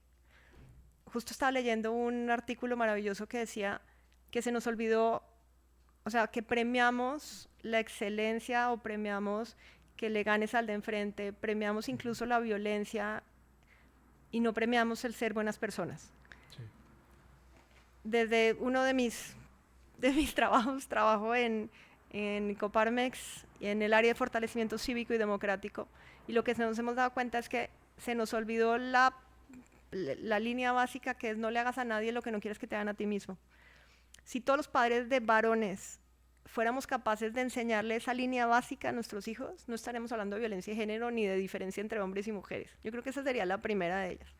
La segunda es, como hombres deberían ser capaces de, cuando ven que hay violencia entre pares o violencia hacia unas mujeres, ser capaces de parar eso y decirles eso no es normal. Te pongo un ejemplo. Mandan de pronto una foto pornográfica a un chat de hombres y te parece normal, hasta te ríes. Debería ser capaz de decir, oye, en este grupo no tenemos esto. Si se quieren ir, váyanse para las redes sociales, pero no aquí. Y empezamos con algo tan chiquito como eso. Entonces, cuando educamos a nuestros hijos, tendríamos que primero ver entre nosotros mismos si nosotros aceptamos esa violencia o no. O sea, puede ser una violencia tan sencilla como esa, o que le grito a la mamá, o que creo que su esposa es la única que tiene que hacer de comer en la casa. O sea, Sí. y yo no, o sea, yo hago el desayuno todos los días. Aquí no es, el problema no es eso. Es más bien ver las actitudes que uno tiene y decirle al hijo, mira, yo me he equivocado y yo creo que estas son las mejores actitudes que tendrías que hacer. O sea, es como, y enseñarles el buen trato, tal cual. Hombres o mujeres tendrás que tratarlos bien y tendrá que ser un tema de empatía. No tengo hombre, nunca he creado uno, pero lo que dice la fundación, que se llama la Fundación Gendes, que es con la que nosotros trabajamos, por eso se llama la Escuela de Buen Trato, porque es justo cómo hago yo para enseñarles a los niños que hay un tema de igualdad, en igualdad de oportunidades, en igualdad de trato, en igualdad de responsabilidades entre hombres y mujeres, y eso puede ser desde los niños chiquitos, puede hacer que crezcan con esa cultura. Y que hay como esa parte que luego muchas veces no nos gusta, asumir responsabilidad. Sí, ahorita, por ejemplo, mi hermana está en la junta directiva de un colegio, y en la junta directiva, cada vez que tienen que expulsar a un muchacho porque de verdad cometió algo muy grave, generalmente son hombres, los papás ponen un amparo o alguna cosa para que no lo saquen del colegio. En vez de ponerse a reflexionar qué es lo que hizo su hijo y ayudarle a su hijo a que no vuelva a hacerlo. O por ejemplo, con el caso del muchacho que mató a Ana María, los papás están pagando miles de pesos por abogados para tratar de sacarlo. ¿Qué parte del trabajo que tendríamos que hacer como padres es desde el primer día en donde tuviste que tu hijo hizo algo mal en tu casa o frente a alguien, tiene que responsabilizarse de lo que hizo? O sea, a nosotros nos, o sea, a mí me volteaban la mirada, yo no sabía que había hecho algo mal y mis papás lo primero que nos enseñaron fue a responsabilizarnos de nuestros actos. Yo creo que es parte de lo que le está faltando a la cultura, es eso, porque si logramos que sean responsables de sus actos, pues van a pedir perdón, así como Barney en nuestra época. Sí. Perdón y permiso, o sea, eso es lo primero que uno tiene que pedir, por favor y gracias. Pero fíjate que al menos yo recuerdo como que los papás eran una figura inmaculada. O sea, es decir, recuerdo más a mi mamá, ¿no? Pero mi papá pocas veces, de niño, o sea, en la parte de la crianza, creo que muchas veces tomó actitudes que pues, merecía uno, oye, me equivoqué, ¿no? Y creo que en esa parte de no, o sea, soy la figura de autoridad, no me equivoco. A lo mejor muy dentro de él o en la reflexión interna era como, no, sí me pasé.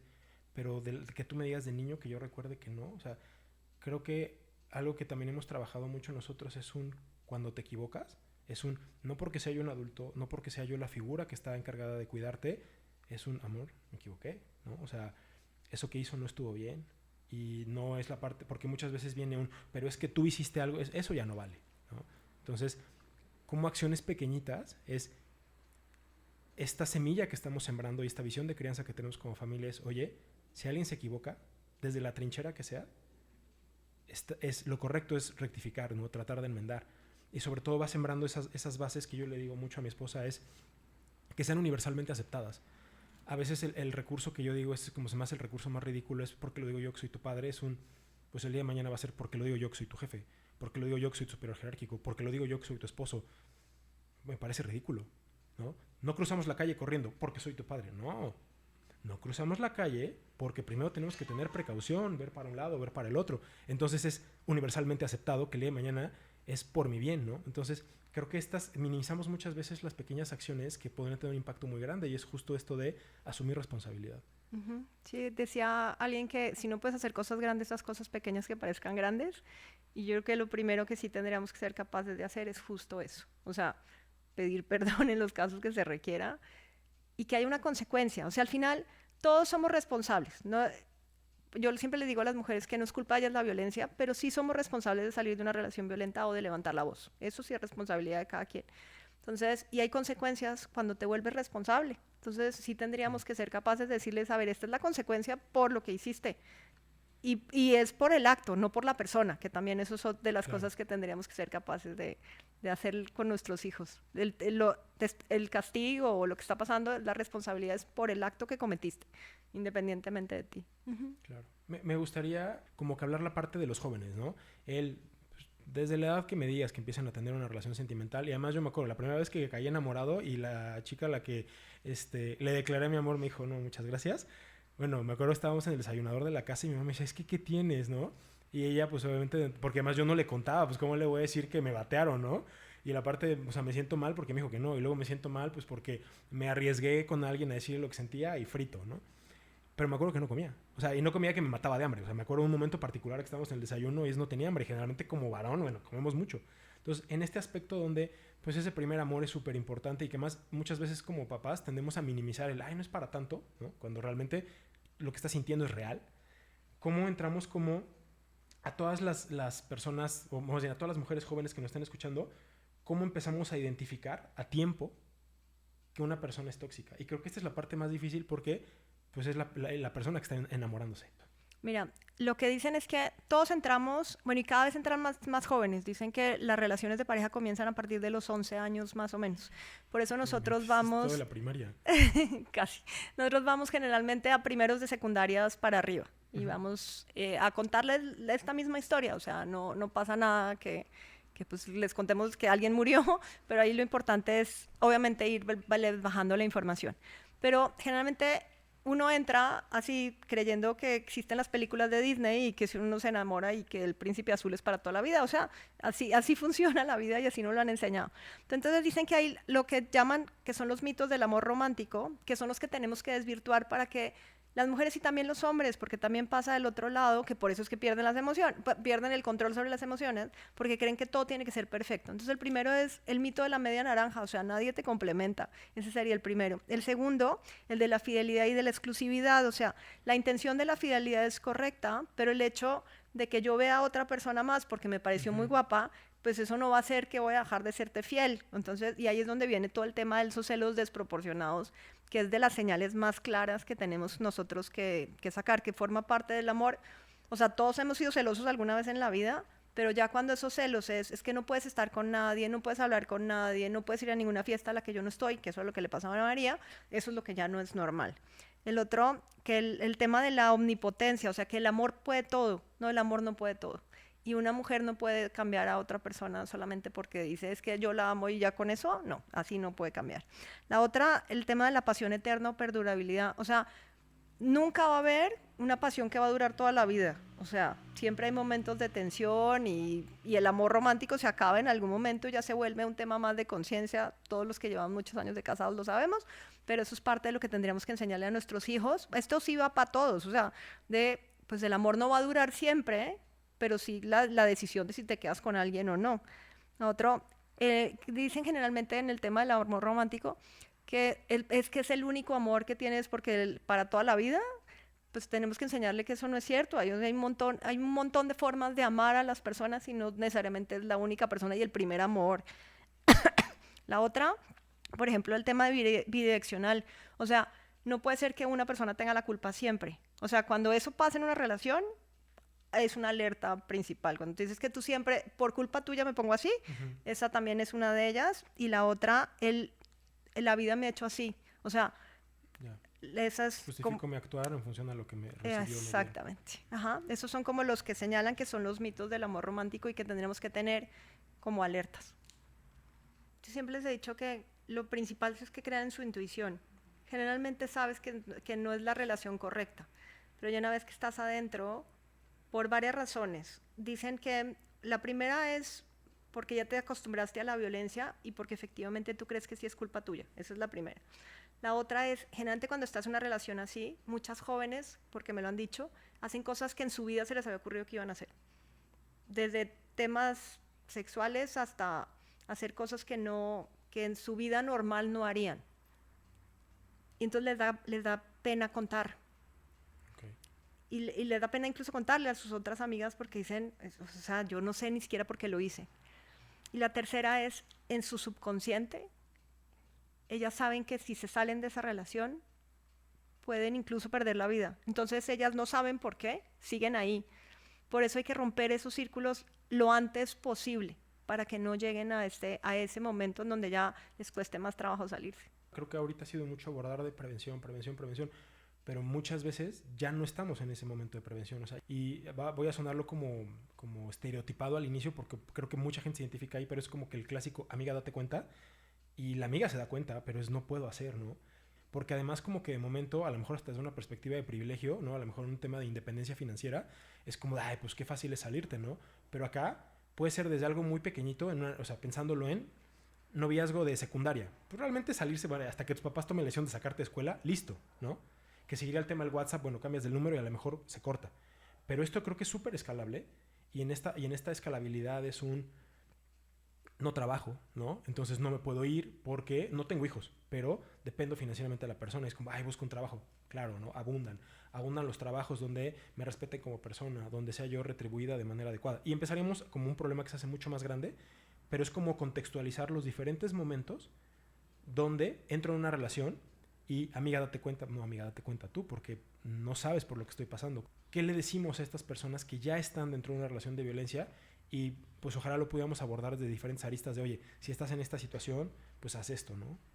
Mira, no hay un patrón establecido, pero digamos que lo que hacen los expertos, porque no acompañamos a las víctimas, nosotros les damos la información, es hacer los escenarios de salida. Porque necesitas, ahí sí es como un manejo de crisis al final, y entonces tienes que poner todos los escenarios. Pero la primera, que es lo más importante, es nunca juzgues a una persona que está sufriendo violencia, porque no sabes ni por qué, ni qué está sucediendo realmente dentro de la relación y dentro de la cabeza de esa mujer. Entonces lo primero es, cuando quieras acompañar a una víctima o cuando le quieras decir a otra amiga, date cuenta, nunca la juzgues. Juzga los hechos, nunca juzgues a la persona. Eso es lo primero.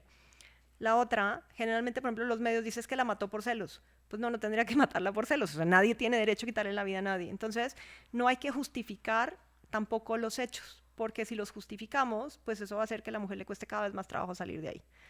La tercera es siempre acompañarla. Entonces, lo primero que le tengo que decir es, mira, te estoy diciendo que te des cuenta, pero aquí estoy para cuando me necesites. Me puedes llamar 20 veces, me vas a contar la misma historia 20 veces, pero aquí voy a estar. Es dificilísimo acompañar a una víctima de violencia, precisamente por eso, porque tiene días en donde dice, ahora sí lo voy a dejar, y después lo piensa 3 veces y no lo deja, por la razón que sea. Entonces, para una amiga o para alguien o un familiar que le está acompañando, llega un punto donde dice, se cansa, o sea, entonces se necesita un tema de tolerancia y de disciplina para aguantar eso durante mucho tiempo, porque les contaba, pueden ser entre 2 años hasta 8 años, para terminar una relación que ya tiene ese ciclo de violencia. Digamos que esas son como las 3 principales. La otra es ponerle los recursos a disposición, entonces decirle, mira, yo no soy experta en este tema, pero aquí está el teléfono de una psicóloga que me recomendaron, aquí está el teléfono del Observatorio Ciudadano que te atiende en 24 horas, aquí tengo un abogado amiguísimo que te puede explicar cuáles son los recursos los recursos jurídicos. Por ejemplo, ahorita acabamos de sacar, que ya espero que ya esté en la página, que se llama La Caja Púrpura, que es la historia de Ana María, bueno, la historia de María, que es de una joven, con todos los recursos jurídicos, cómo pones una denuncia, cómo pides alimentos en caso que necesites, o sea, como los recursos jurídicos básicos, o sea, si tienes que ir a un juzgado de familia o una fiscalía, o puedes ir a la policía, y lo ponemos, y con todos los teléfonos. Precisamente porque una persona cree que no tiene suficientes recursos. Lo primero que ataca a un agresor es, bueno, te aísla y te quita esa capacidad de solucionar tus propios problemas, porque lo que haces es que dependes del agresor. Eso es lo primero que hacen y eso es la fase de control. Entonces, la otra es ponerle a la mano la mayor cantidad de recursos con los que cuentes. O sea, esa es la otra. Y la última ya es los escenarios de salida. A ver, ¿qué necesitas para salir? Necesito cambiar de colegio, o necesito cambiar de trabajo, o necesito dinero. Entonces ahí ya haces un mapa de escenarios de cuáles son los requerimientos básicos que necesitas a corto plazo y a mediano plazo, y entonces ya vas viendo, a ver, si lo que necesitas es trabajo, entonces yo te consigo. Por ejemplo, hay una amiga que me llamó y me dijo, oye, después de haber oído esto, fui por mi mejor amiga, la saqué de su casa y me la traje a vivir aquí. O sea, cosas... pueden ser cosas tan sencillas como eso, como ir al primer refugio que encuentres y mandarla para allá, pero digamos que sí necesitas hacer esos escenarios. Okay. Aquí, en el caso de hombres jóvenes, ¿qué consejo les darías? Como para levantar la voz o como para empezar a frenar este tipo de cosas. Uno siempre sabe quién es el amigo violento o quién es el amigo agresivo, el que se toma más de un trago y se pone agresivos en la fiesta. Entonces, lo primero yo creo que como hombres sería uno acompañar a esos, así como las mujeres nos acompañamos. Ojalá los hombres hicieran esos círculos de confianza en donde acompañen a estas personas y les digan, oye, tienes un problema de alcohol. Yo me acuerdo en una fiesta, yo estaba de joven y tenía una amiga que tomaba y se emborrachaba feo. Y ese día ella llevaba el coche. Entonces yo les dije, no les den el trago a ella porque ella va a manejar. Entonces me lo dieron a mí y yo terminé borracha. Pero yo creo que esos círculos de confianza son los que tendrían que ser capaces los hombres también de hacerlos. Y decirle al amigo que es violento, oye, estás siendo violento y no te vamos a querer en el grupo. O sea, sí, porque al final todo es un tema de pertenencia. Entonces yo creo que sí tendríamos que trabajar con los hombres para que sean capaces de levantar la voz y de frenar a un hombre violento, sobre todo si está siendo violento con alguno del grupo o con una mujer, por ejemplo.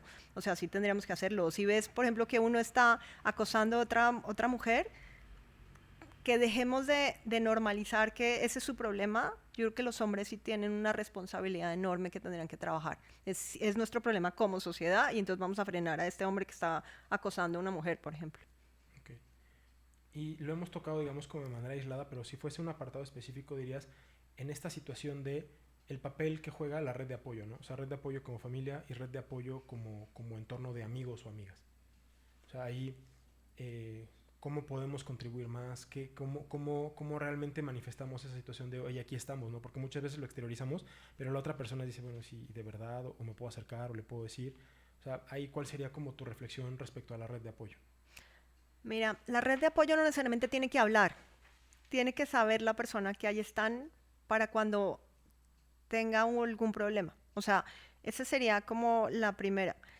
La otra es siempre decirle que estás presente. Porque generalmente un agresor, como les comentaba, lo primero que hace es que le dice, es que tus amigas no nos quieren, o es que tu familia no me quiere, o es que nadie entiende el amor que tenemos, o nadie entiende la relación, nadie te comprende como yo. O sea, esos son típicas, desafortunadamente son típicas frases que ponen los violentadores y que las mujeres se las creen, o sea, en serio se las creen.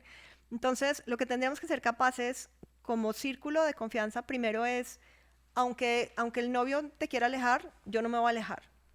Es dificilísimo, pero eso tendría que ser el primer trabajo que tengamos, porque sabemos que cuando comienzan a alejar a una persona es porque la quieren controlar. Entonces, si todos tenemos esa conciencia, lo primero es decirle, aunque tu novio te quiera alejar, yo aquí estoy para lo que necesites. La otra es comunicarse entre ellos. O sea, oye, vi a esta niña, por ejemplo, en la fiesta de fulanito de tal, no te vayas a ir hasta que no vengan sus papás por ella. O sea, entonces te comunicas con otras compañeras o amigos para que nunca la dejen sola. Aunque la persona no quiera hablarles ni les quiera decir nada, es como haces tú para vigilar a la persona sabiendo que está siendo en una relación violenta y para que siempre sepa que hay alguien cerca. Por ejemplo, dicen que una vez en una fiesta el muchacho comenzó a agredirla a esta niña en una fiesta. Ella llama a sus papás y les dice que por favor pasen por ella porque no se siente bien. Y ella se sale de la fiesta para esperar a sus papás afuera en la banqueta. Y este muchacho sale detrás y comienza pues a seguirle gritando y agrediendo. Y entonces pasa a otros papás que pasaban por alguien más, la mamá de un muchacho adentro se baja y le pregunta si está bien. Y ella le dice que si no quiere que la lleven a su casa. Y ella le dice, no, ya llamé a mis papás, estoy bien.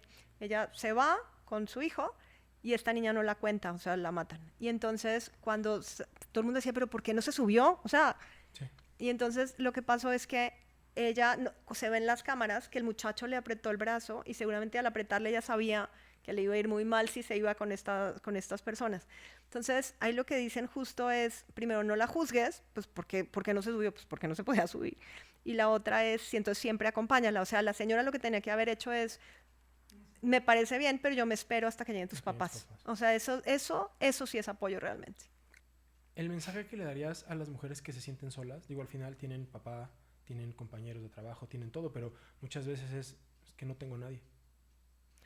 Lo que pasa es que el agresor te sacó del círculo de confianza. O sea, generalmente cuando una mujer llega a decir es que no tengo a nadie, es porque la misma relación la sacó de ese círculo de confianza que tenía y por eso se siente sola. La primera que yo le diría es, no están solas, nunca.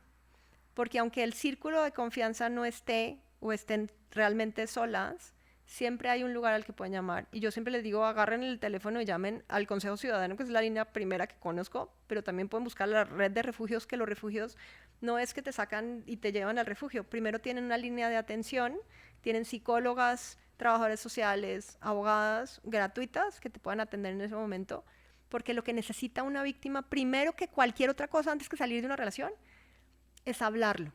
La única forma en la que uno comienza a sanar es hablando. Y muchas de esas mujeres, por ejemplo, que me escriben a mí directamente, lo único que quieren es contar la historia a alguien. Entonces, lo primero que necesitaríamos sería decirles, no están solas, darle los recursos donde pueden llamar. Si es que no quieren hablar con nadie conocido, pueden hablar con un desconocido, experto en este tema, que les va a ayudar a salir. Esa yo creo que es la primera. Y la otra es que sepan que no importa lo que pase, no es culpa de ellas.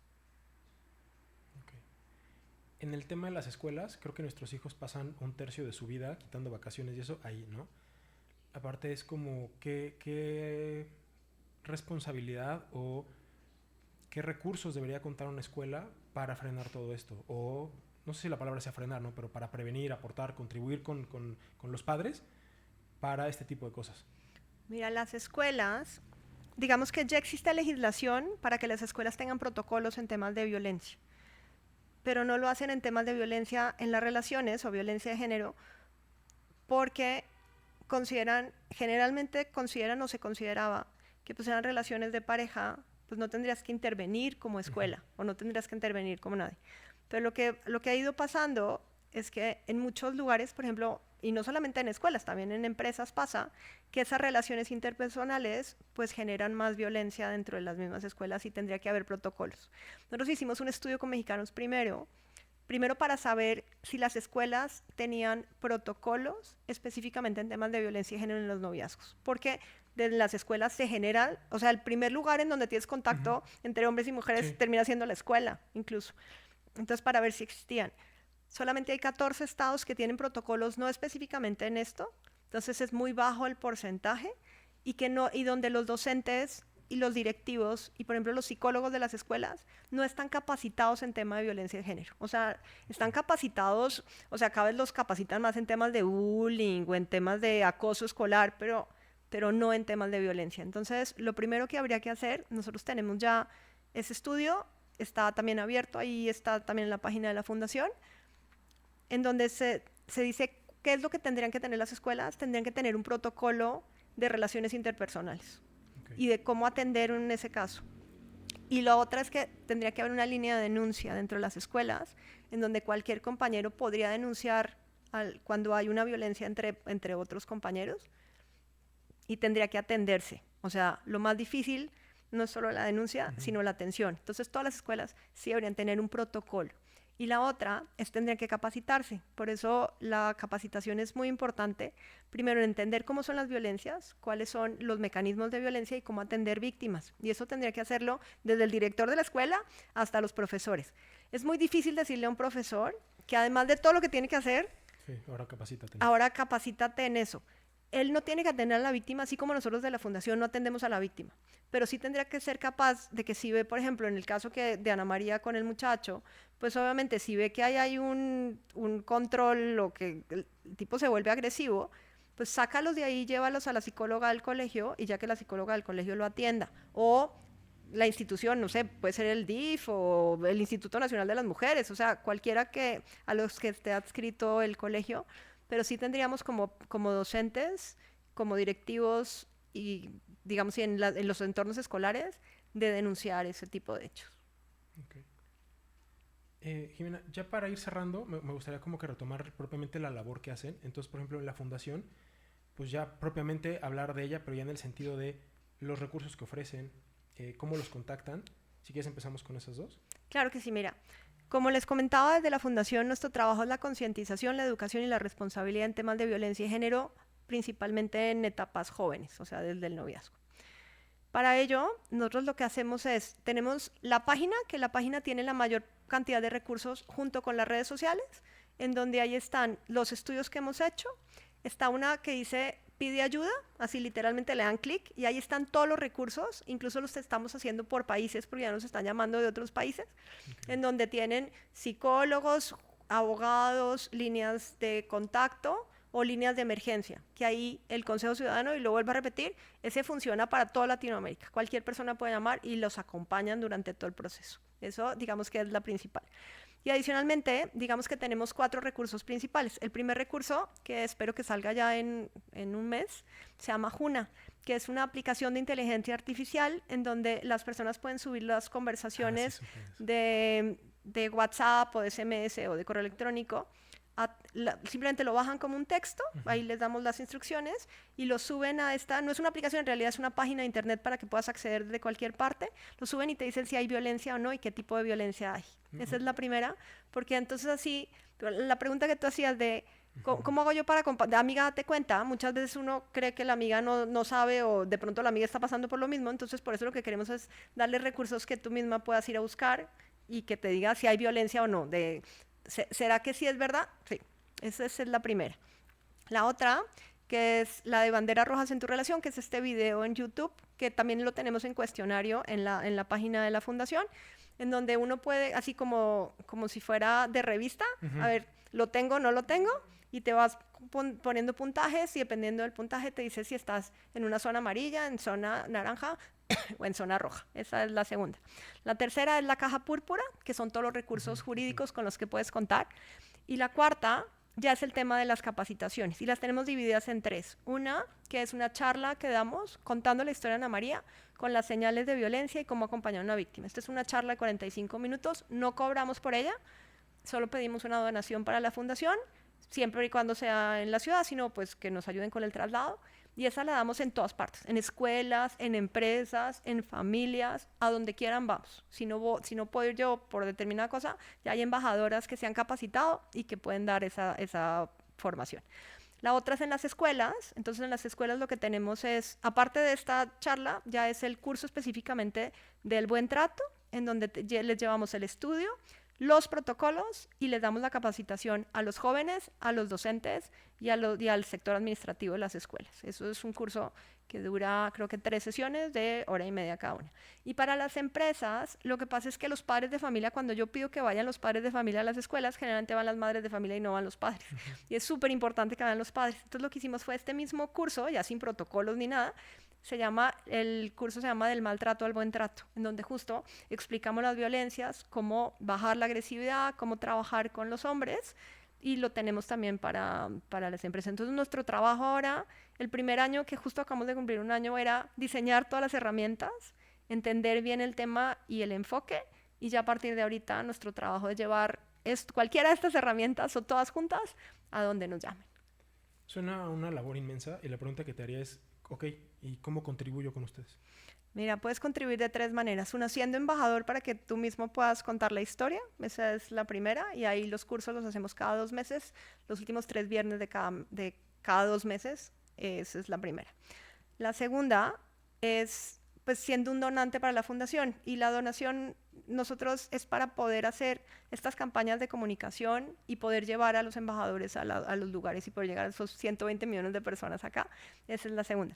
Pero la más importante de todas es cada vez que oigan un podcast como este o vean algún video o vean algún mensaje de la fundación, compártanlo. O sea, el hecho de que cuenten la historia. O sea, por ejemplo, me dicen, no, es que oí tu podcast y se lo compartí a fulanito de tal. Eso es la ayuda más grande que pueden dar porque así sí podemos llegar a 130 millones de personas. Okay. ¿Cómo, o sea, en redes sociales, cómo te encuentran? Porque mucha gente seguramente esto le va a interesar. Entonces, ¿cómo llegan a ustedes? Sí, mira, en la página es fundacionana.com y en redes sociales se llama Fundación Nana en cualquiera de las redes. O sea, tenemos Instagram, TikTok, LinkedIn, X, cualquiera de esas redes, ahí la puedes encontrar. O pueden buscarme a mí directamente como María Jimena Céspedes, en prácticamente todas las redes también aparezco. Perfecto. Jimena, pues agradecerte muchísimo todo el tiempo y ya para despedirnos a modo de reflexión final, ¿qué mensaje le darías ya de última como para cerrar este episodio a las personas o a las familias que nos escuchan? Dios, hay muchísimos, pero yo creo que el más importante de todos me lo enseñó mi hija. Hay una piedra afuera de mi casa que ella pintó, que era roja, o sea, a ella le encantaba recolectar piedras. Y esta es una piedra enorme que ella pintó de rojo y le puso la palabra empatía. El tema de la violencia es una falta de empatía y tendríamos que ser capaces de trabajar desde ahí. Yo creo que si todos sintiéramos justo eso, la empatía por el de enfrente, que no es ponerse los zapatos, sino ponerse los zapatos y caminar como el de enfrente, yo creo que no estaríamos hablando ahorita de violencia, tendríamos que estar hablando de cosas mucho más bonitas que esta. Valoré cada segundo del proceso de ser absolutamente desconocidos, de oye, ¿sabes qué? Tengo este proyecto, me encantaría poder invitarte, pero además, digo, después me enteré que iba a ser tú, ¿no? Que originalmente había tocado la puerta de tu fundación y al final, pues que el CEO de la fundación sea quien me haya abierto las puertas de espacio, de verdad, a título personal, te lo agradezco enormemente. Te lo comenté en algún momento y fue mi compromiso como papá, es darle la mejor versión de mí que pueda a mi hija y en el Inter este proyecto para informar, ¿no? Para dar recursos a otros papás, es el compromiso de buscar al mejor ponente que pueda para abordar un tema, alguien con tanta información, tantos recursos, voltear y decir, no te preocupes, yo te ayudo con lo mucho que sé, entonces te lo agradezco enormemente, lamento, no hay palabras que pueda ayudarte para la pérdida tan grande que tuviste, pero me quedo con esa parte, la gratitud hacia ti, hacia tu tiempo, hacia tu conocimiento y tu causa. No, gracias a ti y ojalá muchos padres hicieran lo mismo que están haciendo ustedes. De preocuparse por su hija, pero preocuparse por los hijos de los demás. Entonces necesitamos muchos espacios y gracias a ti por abrirnos los micrófonos. Gracias. Y bueno, finalmente, como en cada episodio, agradecerles a todos ustedes que nos han regalado la atención de toda su atención hasta este momento. De verdad los invito, bueno, a que sigan todas las redes sociales de Ana María, de Jimena y toda la labor que están haciendo a través de Fundación Ana. Y también hacerles la invitación de que esta comunidad va creciendo gracias a ustedes, ¿no? Entonces, por favor, síganme en todas las redes sociales. Esta comunidad ha ido creciendo precisamente de la persona, como comentaba Jimena, ¿no? De recomienden, mándenlo. La finalidad de esto, como lo hemos dicho en varias ocasiones, es poder informar, poder contribuir entre todos nosotros y hacer esa diferencia, pues precisamente de a poco, ¿no? Entonces, esto ha ido creciendo gracias a ustedes. Me encuentran en todas las redes sociales como Un Papá Presente y nos vemos en una siguiente emisión. Adiós.